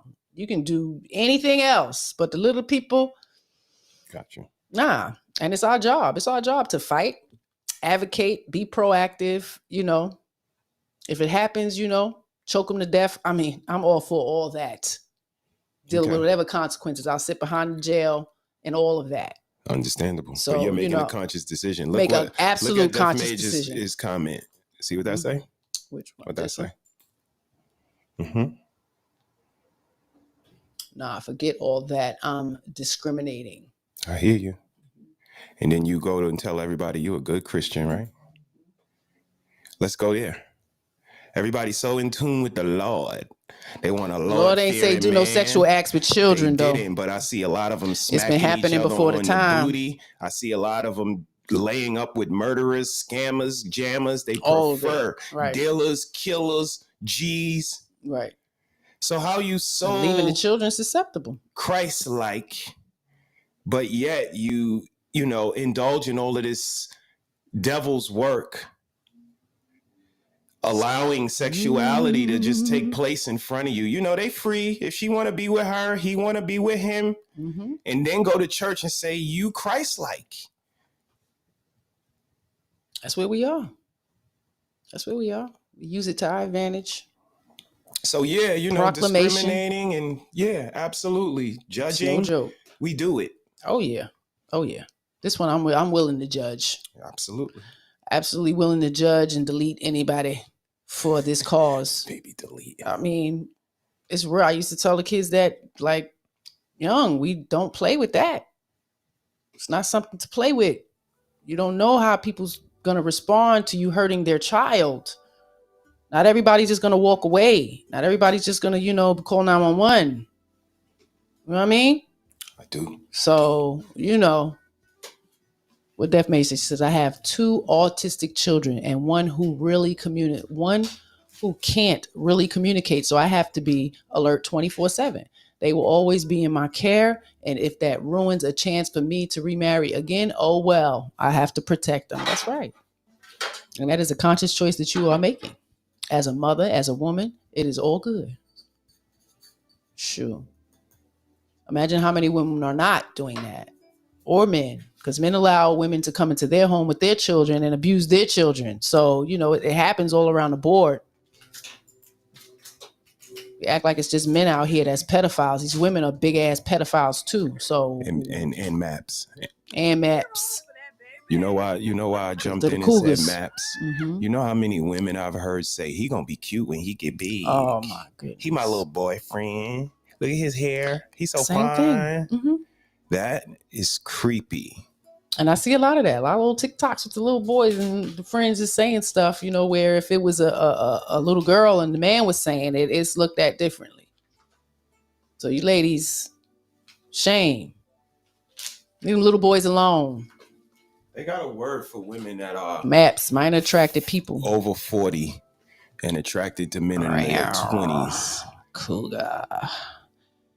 What's the word for when the you men was in 25, their 40s he was attracted 8 to malleable women in their 20s? If a man say, I would love a woman in her 20s that's malleable. We seen a TikTok on that. Shame the shit out of it. Yeah. It's shameful for a man to want a young thing. But for a woman, you go, girl. Shit, she 50 years old. She got a little 20-year-old girl. Wow. Y'all create this. We like the double standards that work in our favor. Y'all like it. Leave them little boys alone. Probably can't get a grown man anyway. They want you to have some class, some discipline with your damn self. Calm down, fuck down somewhere. What Def made you say? It's Sunday. I'm cursing. I'm sorry. When it comes to kids, you nasty if you Tell like that kids. to Elvis Presley. I mean, and you know, and it was a thing when we was growing up. You had the young, you know, they were in their early 20s and stuff, pulling up to the high school.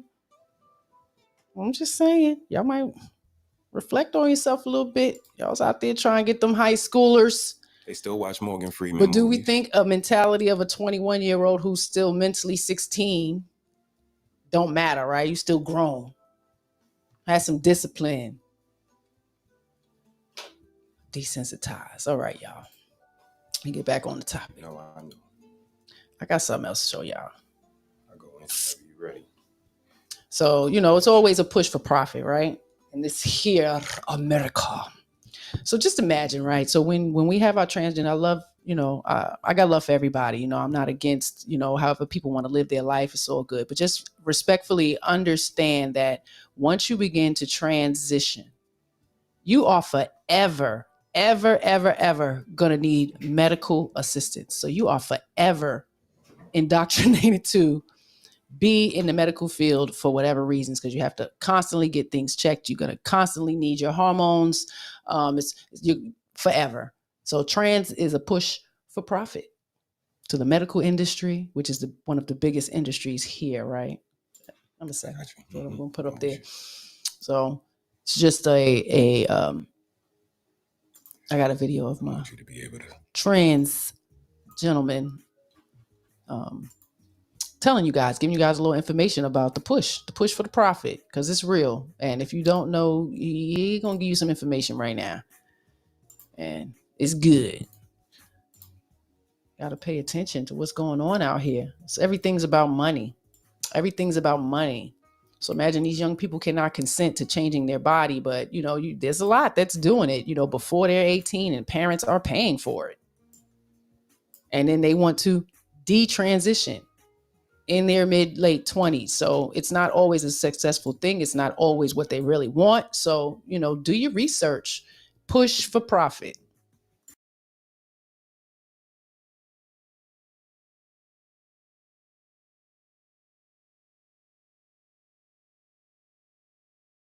Who earns out of this? They get paid it's the big pharma, and it's the government, and they get about $1 million per surgeries I've researched. So I am now forever a permanent medical patient, and so will these children be if they put them on these things. They are creating permanent medical patients out of people. You can never stop taking hormones. Once you're on them, that's it for life. So knowing a bit about testosterone and about bodybuilding and the Olympics and sporting and anabolic steroids, once you start messing around, arguably with nature, there's a huge price to pay. You seem like such a nice person. I've nothing but, you know, the bravery and the courage. Do you regret transitioning? I do, in a sense where I wish I knew what I knew now, because I feel like if I didn't have the pressure of the TRAs, because you look for the people who you think you can relate to, and sadly they're all very woke, and so they tell you things that aren't true.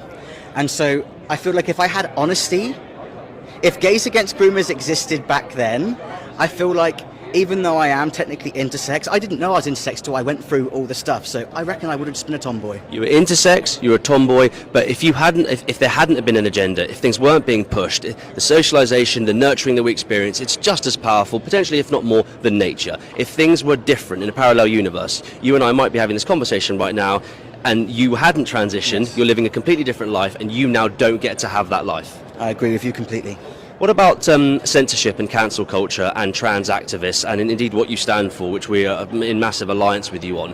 What about the campaign pushing this? Drag Story UK and the sexualisation of minors, 3 years old, Labour-run councils throughout the UK allowed the individual to come in dressed in drag attire, and all the liberal mums and dads take their kids from 3 and up. How is that, in your opinion, how is that not socialisation? How is that not grooming? How is that not morally bankrupt, or is it? It's grooming in every single way. Here's the thing. I'll put it with when they put the LGBT stuff in Disney and things as well, okay? If you put these mature themes, or these themes in general, in child things, you're getting them to think about a topic they may not necessarily have been thinking about before. You are forcing them to do this, and also it becomes a trend. I have had so many parents reach out to me. One of them said, both my kids told me they were trans. I said to them, what does that mean? And they said they didn't know. I've had so many parents doing this. Someone said their kid came home trans because their whole class is doing it. It is becoming an absolute trend, and the sad thing is the truth is being censored, and these people who are pushing this insanity are being propped on pedestals by the media, and it makes people think that that's the majority, what people think. And it's not, and it's dangerous for the gay community as well. It's very dangerous.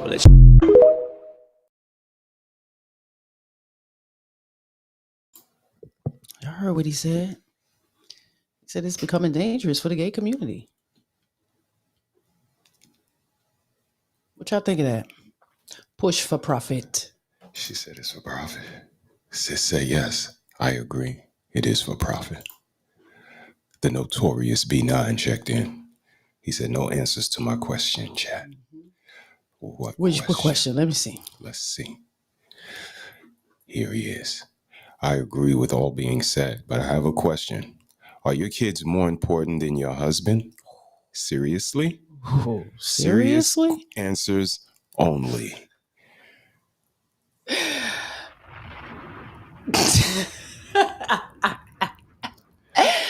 Here's what we're gonna do. Here's what we're gonna do. That's a great question. In this aspect, I would say yes, because I don't think my husband needs me to protect him from being raped or, molested or, someone stalking him, So in that sense, I don't think he needs my protection. So yeah, let's see what the Mister got to say. You good. That was not a question for me. That was a question for the ladies. Oh, okay. Because, are more important than your husband? That's the question. Are your kids more important than your husband, ladies? You guys take a second to think about that. Shout out to the notorious B9 for the amazing question. We're going to give the ladies to take a second to contemplate. You're going to hit that like button, hit that subscribe button, hit that share button for Mrs.SheSaid every Sunday. Shame Sunday. Do some weightlifting before I answer this question. Get this. Where the vibe is always shameful, but it's going to get you to where you need to be. So come on in. Hopefully reflect pull a up little a chair and check out Shame Sundays with Mrs.SheSaid. No, B9, know. No, they are not.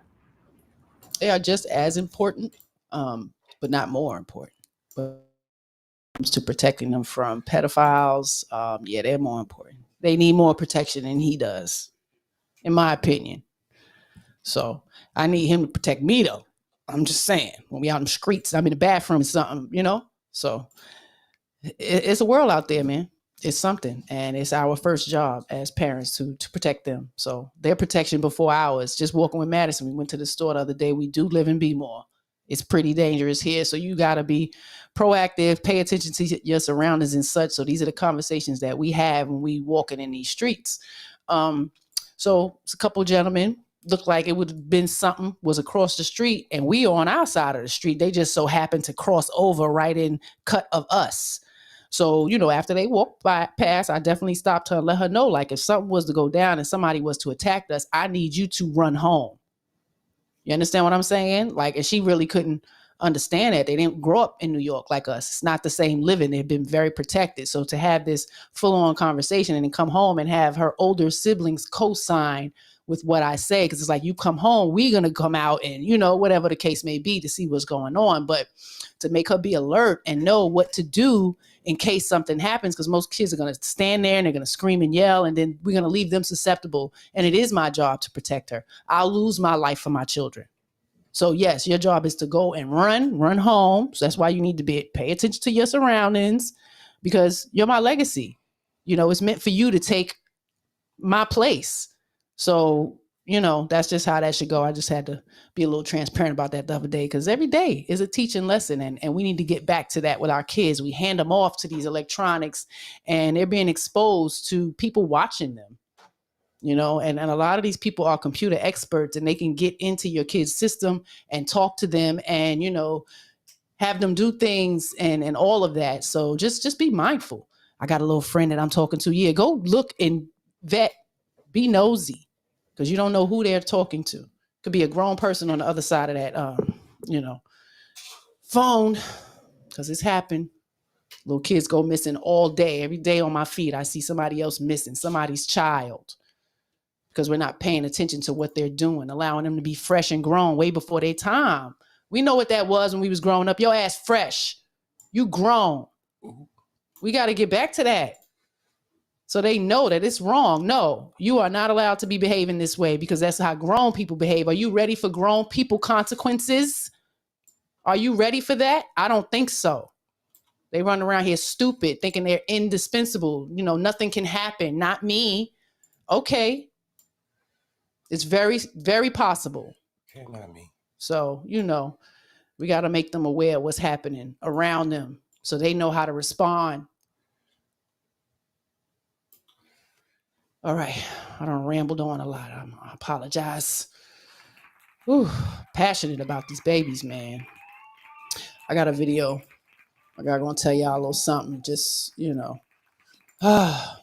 there's age identity now as well. So we have, some crazy, because now it's just getting crazy. When you open up Pandora's box, it's open and it's open wide because we have grown adults identifying as freaking children. And we, when I see the comments, the person is reliving their life and everybody wants to be accepted and I understand and all that. No. You identify as 8, you should be home. I don't know, y'all. You tell me what y'all think.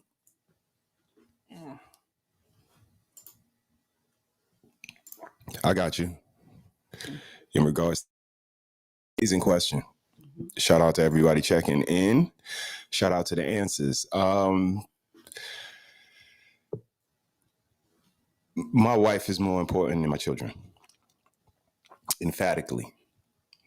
And of course, my goal is to protect. That's my reason for existence. But here's the thing. I can create other children. I can ultimately get another wife. But that hierarchy is in place for a reason. And my wife falls right under me. So, to protect our children is always at the foremost of our brain.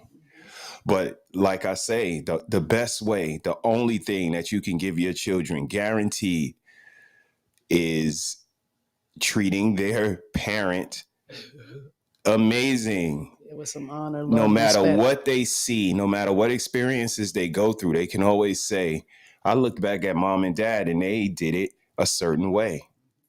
And if they have that blueprint in the back of their head, the decisions that they make moving forward are just that, they're decisions. Mm-hmm. But they have a formula. They have a foundation. Right. And I believe that, I'm always going to protect the children, but you are how the children became about. Me bumping into you started this life. And, although I love my children could grow up to be inconsiderate, ingrateful, just insensitive, moronic, idiotic assholes. And I think people do not look at the world realistically to groom people. They're so busy grooming their children. This is my child, that you don't see that this is going to be an individual person in society, not just your child. Right. And you need to treat them accordingly and as such. So when they grow up, they know to treat people the way people want to be treated, not the way they want to be treated. But here we go with the selfish, grandiose. It's all about me. But that's what was indoctrinated into you. Like you said, the children going to school was for the parents. Yep.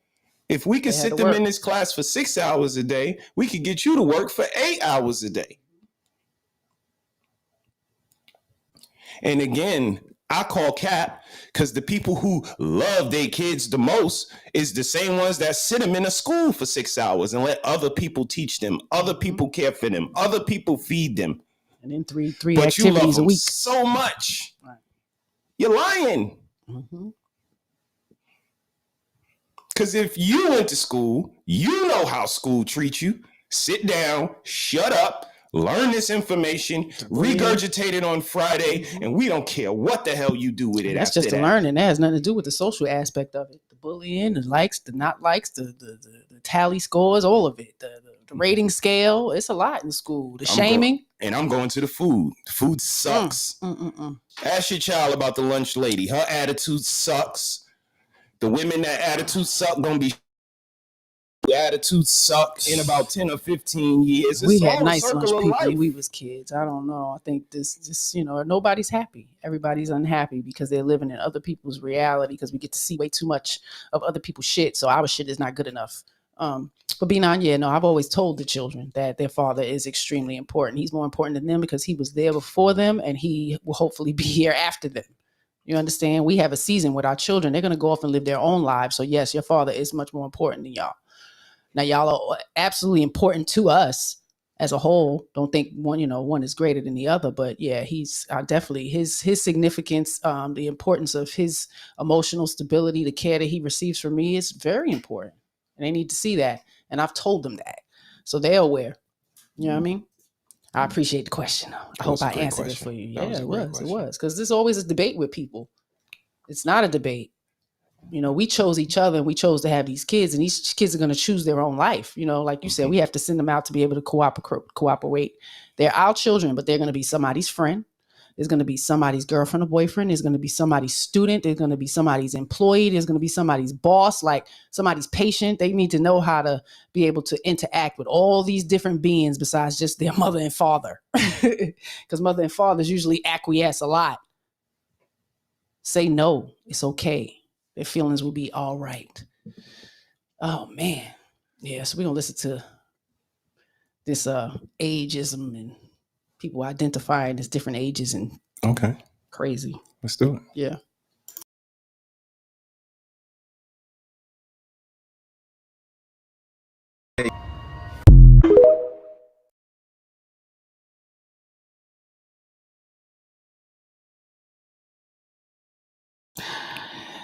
Age fluidity. Okay.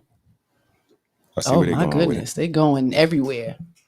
Again, baby girl, it's Pandora's box. You can't open it for one thing and then say it's not open for something else. So if someone can say, a man is someone who can be born as something different than what they identify as now, I blame Jay-Z. Why the same thing can't be for 30 being the new 20? 40 is the new 20. Remember that? Shout out. Right? Yeah. Damn, y'all, the box is open. I will be 46 years old and I identify as 46 years old. No, that's right. I'm just saying. None of us want to grow up. I don't think we really want to age. It's a fear. I think once you grow to accept that and live in reality of life and the life cycle, respectfully, it's healthy.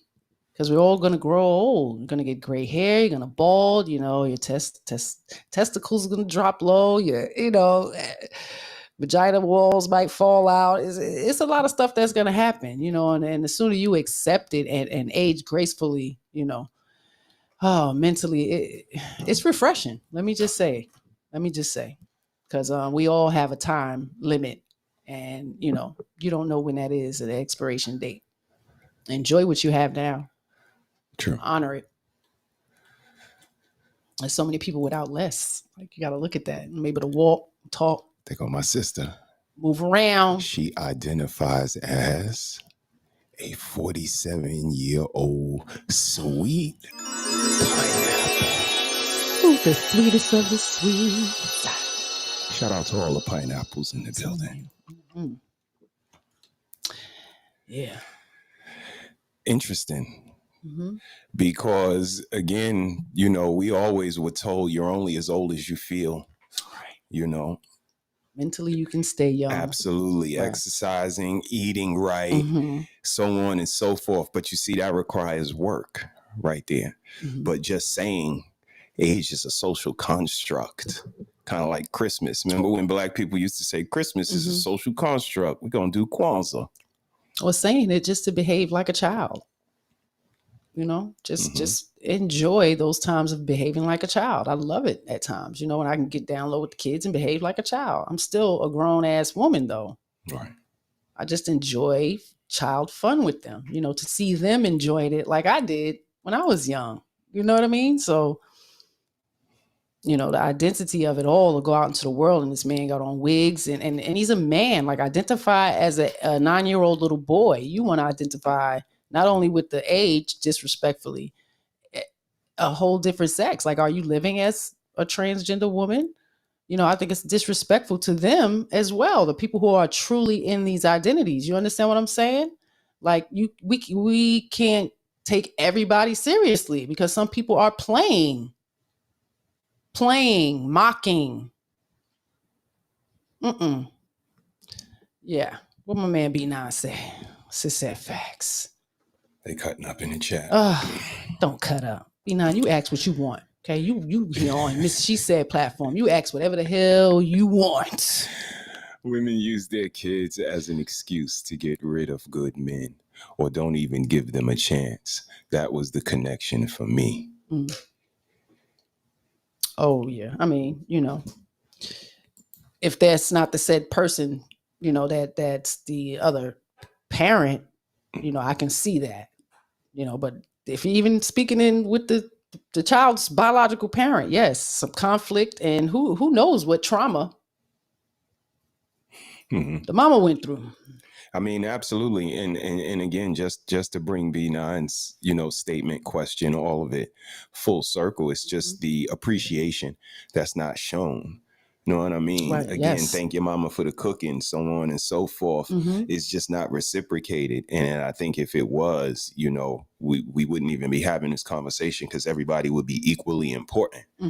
But it's not a touche type of thing. Right. And that's, again, what makes me call cap, superiority, so on and so forth, is that on the negative side, it's always consequences thought out beforehand. It's always, consideration given to one side. And then when it comes to the other side, it's no touche. Right. Tell your mama the cooking was good. When it comes to the man's side, Right. Come on now. It should be a touche. Tell your father something too. But it's just tell your mama the cooking was good. And they go, thanks, mom, for the cooking. Mom don't say, well, let me stop y'all. Yeah. Thank your father for the plates and the forks and knives or whatever the case many may of be. us were raised by the TV. Now, our children are definitely being raised by social media, but many of us were raised by TV, media, so it's kind of been trained to put women on this pedestal and, make her happy and you'll be happy and, don't consider y'all. I think of the music and all of that. It's always what you can do for us and how you're going to make us happy and all of that. So it's kind of it's been trained and taught to us to not be that way with y'all. Y'all are inhuman. You don't need me to compliment you. You don't need me to tell you, how wonderful you are. No. Well, my all-time favorite. Nigga, you want a cookie? What, you want a parade? Because you did something? Doing what you're supposed to do. Right. Y'all do get that. Yeah. Shame on us. You got to love up on these men, man. We're quick to put them on this beat down when they do something wrong, when they're not acquiescing, when they're not, following your rules and shit. But when they are good and they're doing the things that they're supposed to do, that praise is awesome. It kind of makes them motivated to do more. You know what I mean? The kids see that. The kids really need to see that.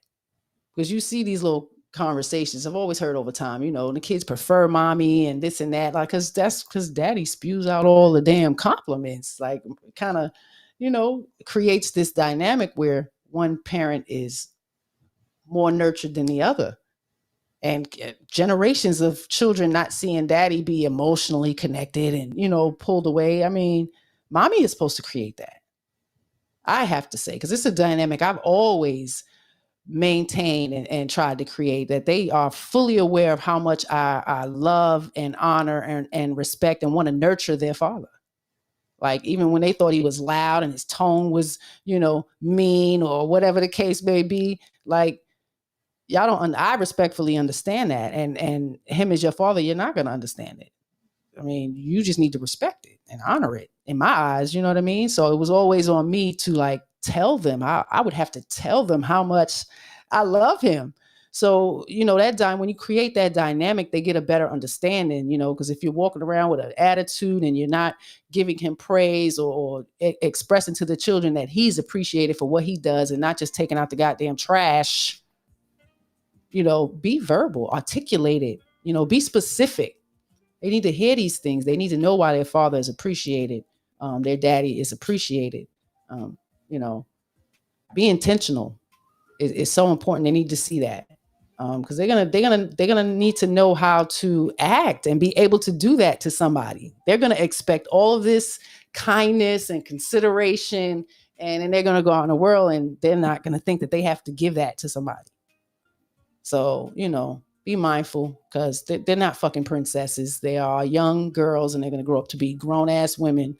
And it's not a guarantee that they are gonna be sugar and spice and everything nice. So they might be out here alone for the rest of their damn life with a whole bunch of kids in tow, just because they had no respect for the opposite sex. So, something is on us, again, parents, to really teach that dynamic. A lot of kids are growing up in homes where we don't do nothing but shame the opposite sex, make it seem like they're not needed and necessary. So we really have to change that dynamic, even if they're not in the home. Because you can make that statement, it would be so much easier if I had boop, boop, boop. Make that child know. It doesn't make you less than. But you have to start teaching and training them up to know that men are needed and necessary. And they're very important. Even if they choose later, when they're old enough to consent and they prefer to not have a man, then, so be it. Whatever. It's on them. But at least create that dynamic of respect and honor for the opposite sex. Because we all got to exist here. Shit, a world full of women? Pfft. Oh my God. World full of men? Come on, man. Damn. Whew. Come on now. Stop it. Ready? Yeah, let's get it.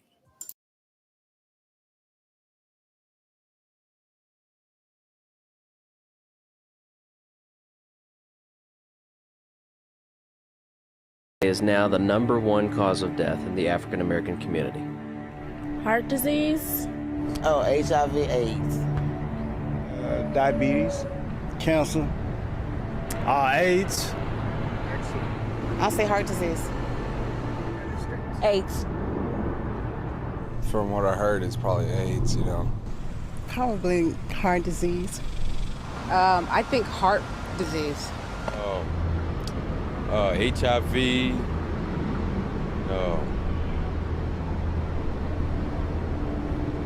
Gang violence. What if I told you the real answer was abortion?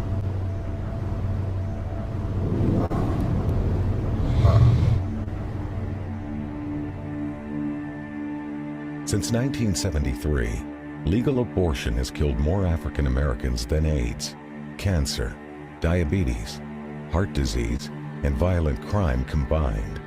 Every week, more blacks die in American abortion clinics than were killed in the entire Vietnam War. And the largest chain of abortion clinics in the United States is operated by Planned Parenthood. We have now reached a point in this country that African American women, though they make up 12% of the population, they account for 37% of the abortions. An African American baby is almost 5 times more likely to be aborted than a white child. The abortion industry at this point kills as many African American people every 4 days as the Klan killed in 150 years.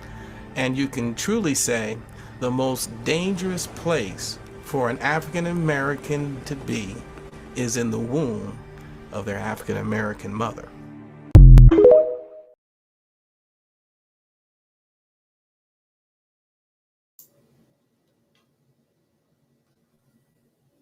I'm gonna let that sink in. Deletions. We have deleted tribes relentlessly. Planned Parenthood is, man, it's a disaster. And we have no shame. We have no shame in teaching and breaking that cycle with our young girls. It's still happening from when I was young. Because we was young, 15, 16, pulling up to the deletion place. And it's still happening. So it's showing me that we're not guiding, we're not teaching, we're not making, this knowledge important and accessible to the children. Last week, Sunday, again, I did a whole show on vaginal health, reproductive system. And these young girls having this knowledge is so important for them and their mind and their reflection of self and who they are as females. I think about the lesson me and Maddie had. She's 8. And what I showed y'all, I showed her. And she was crying at times. Brought her to tears. The beauty of ovulation, fertilization, like the basic anatomy of our bodies, like just knowing all that information. The child was in tears. She had a lot of questions.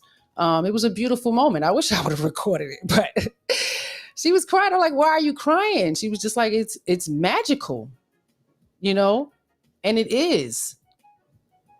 It is miraculous to get that egg to be fertilized and see it through for toes to be touching the ground.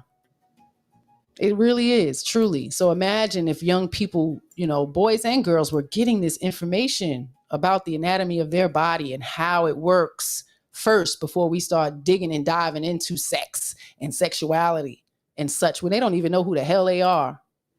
They have no idea. They don't know the difference between their esophagus, their liver, their kidneys, or anything. Okay? The hip bone connected to the pelvis bone. You remember that? They don't know that no more. Not teaching that. Oh my goodness.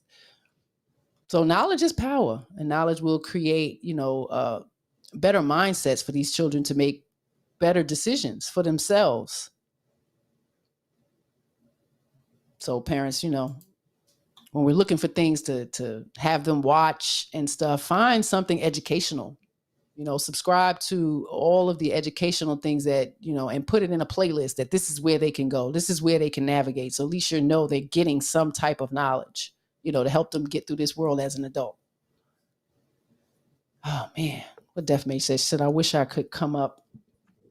I don't believe in deletions, but since being in these spaces, I'm so confused on what dumb men talk about, or what the men talk about. On one hand, they shame the women for having the deletions.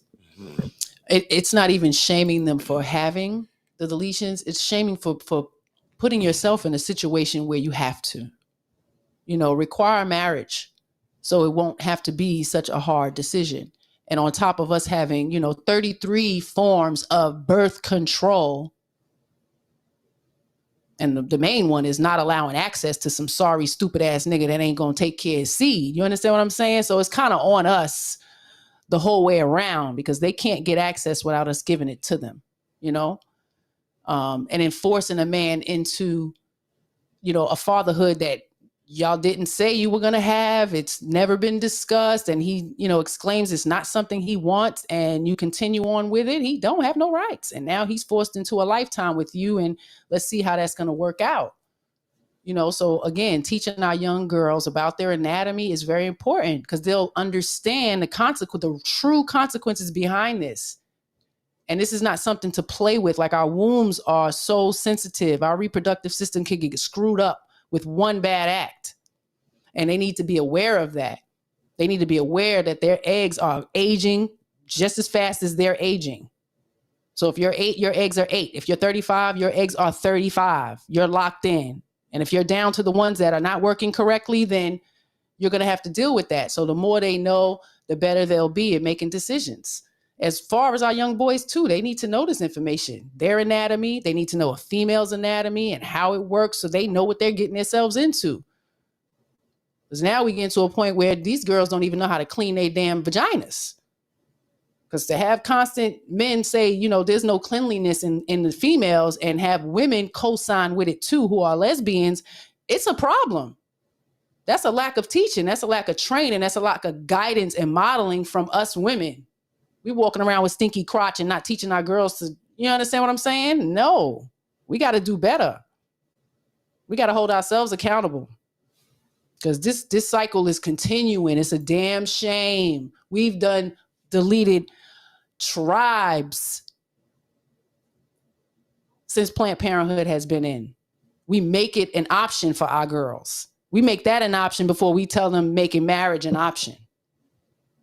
It's not even something they want. They're not aspiring to it. They have no purpose for it. They can barely get along with us. So how can we send them out into the world to get along with other people, especially the opposite sex?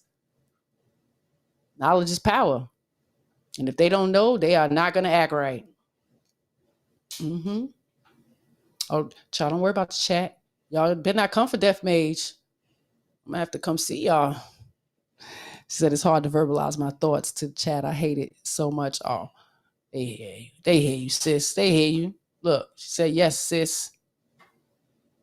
What Death Mage say? It's like that. It's like they hate deletions, but if they get a woman pregnant, they want her to have one. So I'm like, what? Yeah, and it's all different. It's different for each. We can't, place them all in the box. I think some men express it off top. I don't want no relationship. I don't want this. And then the act happens and it happens. You understand what I'm saying? A lot of women don't be listening to what the men are saying when they saying it. They hear what they want to hear. I think that I've seen that a lot. Right. It's kind of seeing the trees before the forest or the forest before the trees, however you want to put it. But it's not that, we hate women that get deletions. But if a woman gets pregnant, then we want her to have one. No, not at all. We would love to have the child and continue to go down the road of life with the woman we had the child with, but it's the attitude, the superiority, and the control that is displayed once a woman gets pregnant and further on. Right. That is insensitive. And rather than continue to acquiesce, bend over backwards, try to keep the peace, be the bigger person, continue to fight. I think that's the most popular term women like to use. Fight for your own children. Instead of doing all of that, men say, listen, we don't get along and we're not willing to change. So we shouldn't have a baby together. Right. And the minute a woman hears that, that's the absolute reason to have the baby. And this is where the fight comes in. Now I'm going to control the dynamic. And like you said, 33 forms of birth control. Every woman that gets pregnant don't have to have the baby. But that's what it sounds like to me in these spaces, that you know what you got into when you put your thing inside of a woman. You know what could happen. Yeah, I do know what could happen. Climax, pregnancy, abortion, adoption, infection, all of those. So how come we always jump from just, the consequences, you had sex with her, you got to take care of a baby, but a baby don't have to reach the earth. And if we don't agree, and if your attitude is shitty, if we are going to be terrible parents, if we're going to be horrible relationship coexistensers, we need to not have this baby. Right. But the minute we say don't have the baby, that's the green light to have the baby, because it's your body, your choice. Right. And we pick and choose. It's like, I don't believe in deletions, but you don't believe in marriage either? You say they taking them Plan Bs like it's vitamin B. You're not lying, because they sell them in the dollar store. You don't even have to go to the pharmacy. I posted that like last year. I couldn't believe it. I was sitting right up at the register with, it wasn't even no pregnancy test. I think it was like the drug screening test, marijuana test, dollar store. I think I have a picture of my phone. So it's not even called Plan B. It was called something B, but. Gotcha. And ladies don't even know what it's doing to your body. Majority of us don't know what the birth control is doing to your body. The IUD is getting stuck up in there. Like, come on now. We got to teach them. I think if we teach them and give them more preparation, they'll do better. But we're so consumed with the idiot boxes and social media and the TikToks and things like that. Isn't it something going around? They're trying to ban TikTok.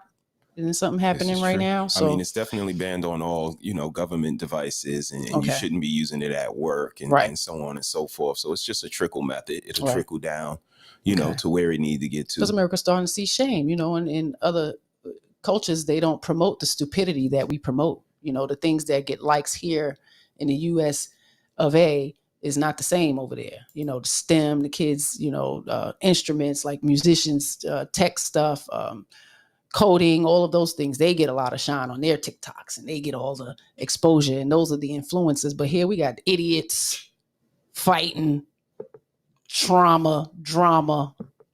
True indeed. We do. Block them. Again, you control what your kids are watching and seeing. Let's see, I got another video in here. Yeah, we're closing up, y'all. It's Sunday. That's the reality of some of our kids. Wonder where they learn it from.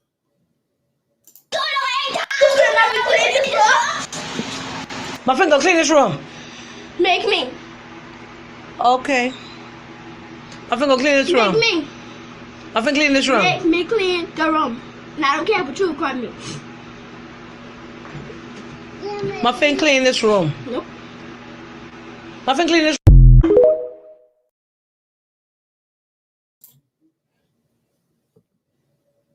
God bless the baby. And the little baby, so the little baby sitting behind the big one, getting all up in the adult's face and phone. I don't care, you recording me. This is how they become desensitized. There's so many things that's on these social medias that's creating trauma in households.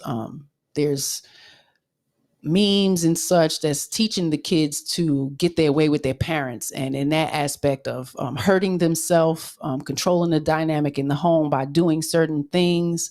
So you really got to be mindful, because some kids can be misbehaving in order to get a particular type of attention, because it actually told them the guideline of, if they do this, you're going to do that. And then if they do this or that, then you do this, because you can get them to do that. And then in the end, you can get what you want, and you can control your parents by trying to delete yourself, attempting to delete yourself. It's amazing. That child was probably what, 8, 9? Stop allowing yourself to allow these children to lose control young. They come as a blank slate. They have a lot of DNA characteristics, of course. But a lot of their training comes from what they see, what we teach them, what they hear, the modeling of behaviors, attitudes, smiles, mean face, all of that is molding them. I couldn't even imagine my child, any of my nieces and nephews, behaving in that way. So you grow up with a lot of love and a lot of nurture, and I got to discipline or pop you. That's what's going to happen. And that's just how they grew up. So when you get to a certain age and I know you can comprehend what I'm saying, I shouldn't have to pop you. It should be that level of respect and honor that they have for us, that they won't do that, or they have some type of fear to know that there may be some consequences besides getting something taken away or a timeout. Like Mr. SheSaid said, they don't know the strength of the father. You know what I mean? I can take you out with one punch. So that fear is needed to some degree. And if there's no man in the house with all that disrespect, that little baby behind her about 3 years old, it's going to be right up, they're going to be jumping her. It's amazing. Our grandparents are defenseless because they're raising the damn latchkey kids that their kids leave behind, and they're beating them up. It's happening. Shame on y'all. Kids are out of control. Have some damn consequences. Stop giving them everything. Make them work for some shit, some chores, cook, laundry, something. And I think we pacify them because we feel like we did too much as kids. Some of us do that, huh? We had to do too much. We had to be too independent, and then we overindulge our children. They don't do nothing. They barely know how to wipe their ass. But this is what we creating. That young child is going to grow up and be a grown woman. She gonna be on somebody's couch or behind somebody's bars. Make me. Make me. Oh. When ruthless media said I couldn't even get a chance to talk back. And I agree. I was the baby. So I watched the elder ones get it, sucking the teeth or any of that, rolling eyes. Any of those little mishaps gonna get you. You might have a little busted lip, a quick pop. Nobody got abused, but you're gonna know that is not okay. Not how grown you think you are.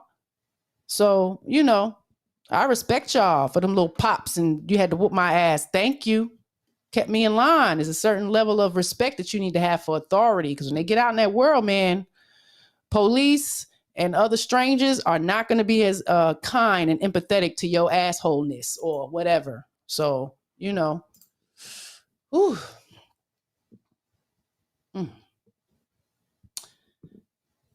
Yeah, I got a video. We're going to end it on this note, because just because you have a womb and you're capable to bring some children into this world does not make you a good mother. We need to start putting bad mothers on shame, front street. You a bad mother, you a bad mother. You're not doing good with your kids and your little crew you got behind you. Somebody need to shame your ass. It's not okay. We do it to the men all day. You'll tell a man to his face he ain't a good father. He walk away from his kids, but women do it too. Our social service system would not be full. You heard what that video was. We are deleting like crazy.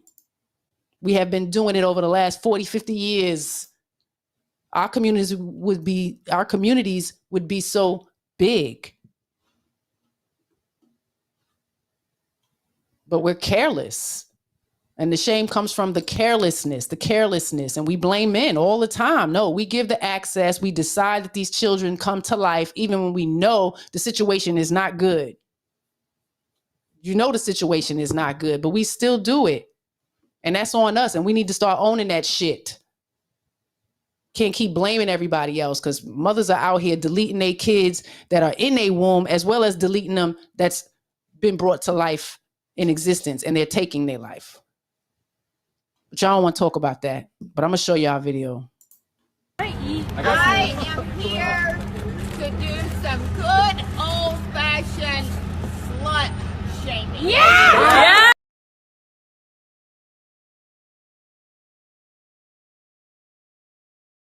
Make an impact statement. I actually want to make a statement to them. As expected, the mom who admitted to brutally murdering her 2 children was not short on words. This time, speaking to Alexander Dorsey, the only father of one of the surviving kids, inside the courtroom. They haven't seen them how long? Since 2006. Alexander Dorsey went from 2008, 9, and 10 without seeing his daughters. Blair again ripping up the fathers of the surviving children who they are seeking custody of. And they want to talk about how they loved my daughters. Now they want to be front and center, but they was always in the background. As a mother, one of your primary responsibilities was to protect your kids. And in that respect, you failed in the worst possible way. And Judge Dana Hathaway wasted no time in making her ruling. You're therefore sentenced to the Michigan Department of Corrections for the rest of your life without the possibility of parole, meaning, of course, that you will never get out. But like so many in the community, she articulated her disbelief and horror of what this mom has done.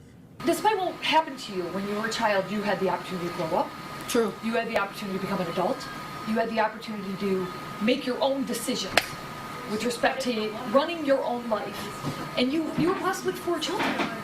Stoney and Stephen are never going to have that.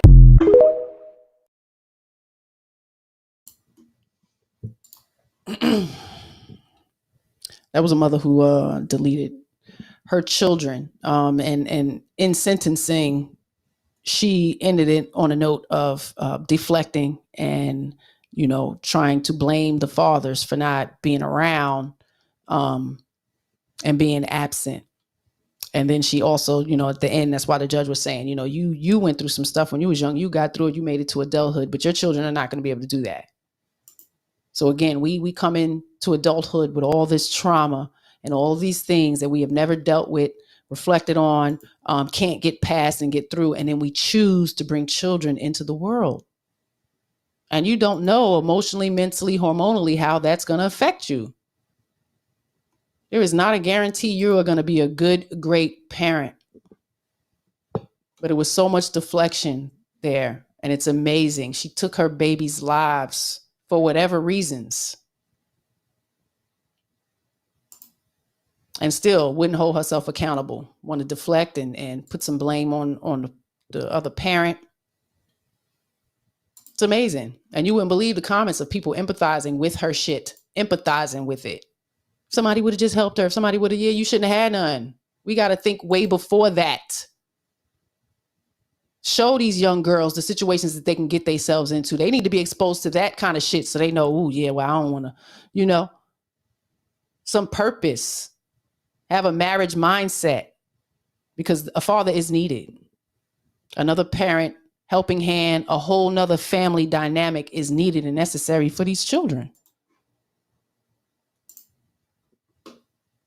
Teaching them hot girl summers and get the bag and, get the child support, your body, your choice.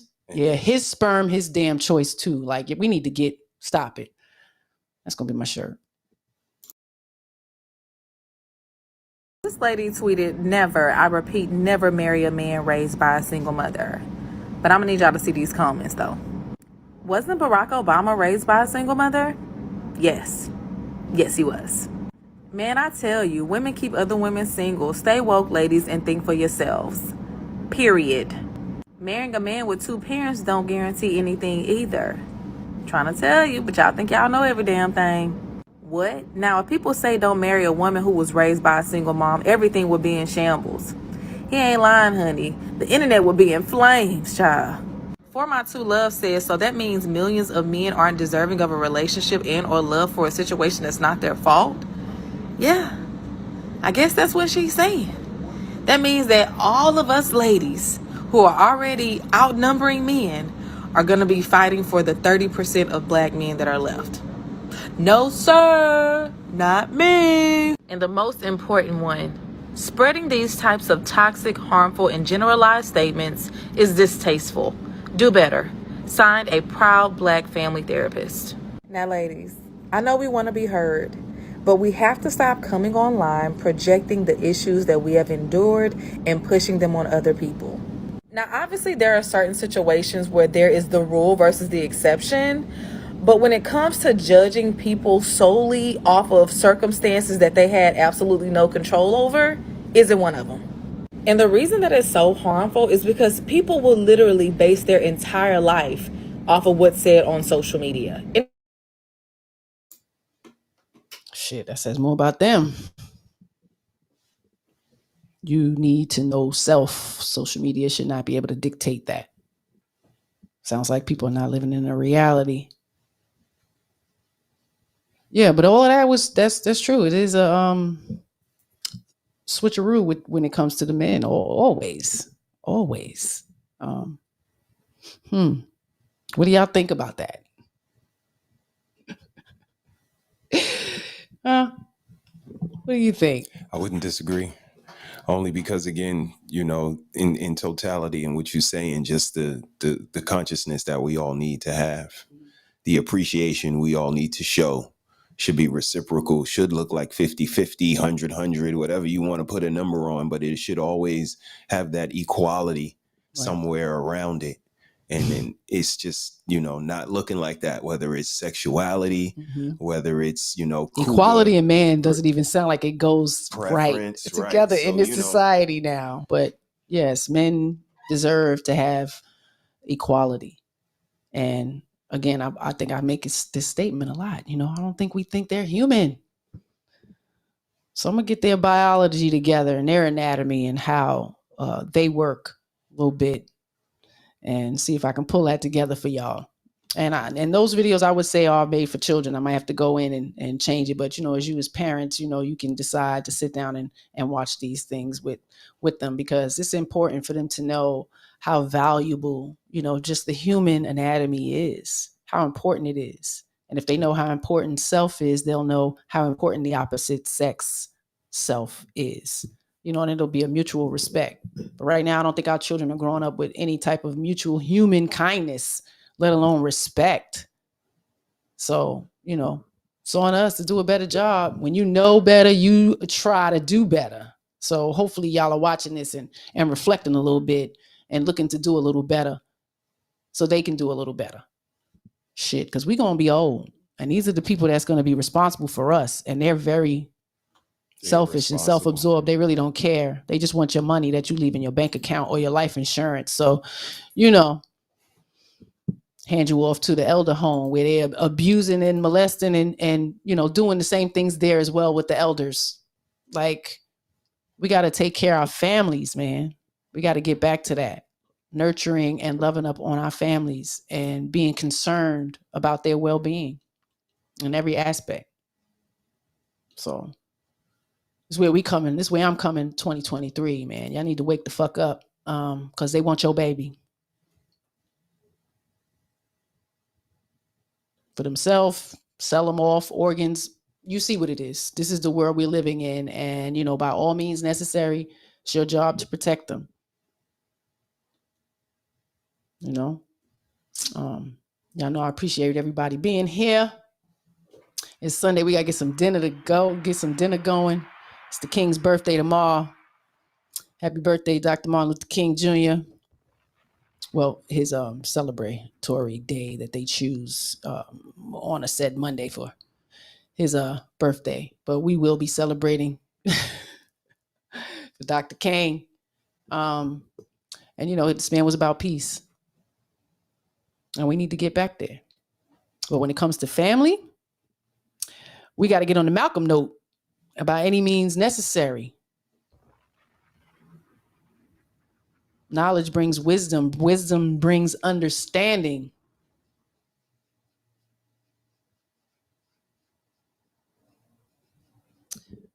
Shout out to the Harris Tribe Media Group. We here is 2023. He said, she said, love and abundance. We'll be back here Thursday with some awesome segments. See how that go. And, we wish you guys a great week. People who got the day off, shout out to y'all. Enjoy your day. Give a little love, a little kindness to somebody around you. And look out for the elders out there. I had an elder I had to take care of the other day. And it ain't cost me much, a little $5 and some change.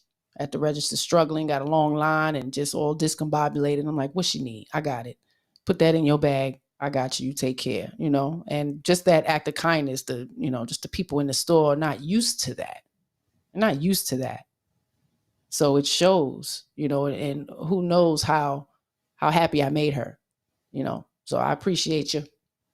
My elders, I hope y'all look out for me when I get old. That's all I'm saying. Deaf Mage, I love you, love. I hope all is well. I'll see you soon. I'm always be in your inbox looking for you if I don't see you. You know that, right? Ruthless Media, peace to you, brother. Sis, we're going to have to check these Evie Mux settings back here to see why I couldn't get you in or keep you connected. But I appreciate you trying to pop in on me. I'm going to give you a call in the back chat. We can chat it up a little bit. But everybody have a great week. Be kind to someone that's not yourself. And ladies, let's try to really start teaching our young ladies how important men are. We know there's some bad seeds out there, but we can't keep continuing to create that reality for them when they have never experienced it. So gonna get some lessons on how to do that. So keep a watch, like, subscribe, share with anybody you think would, enjoy this content. I appreciate you guys, and I'll be back next week. Love and abundance. Everything in creation and in physical form has its own fundamental resonant frequencies.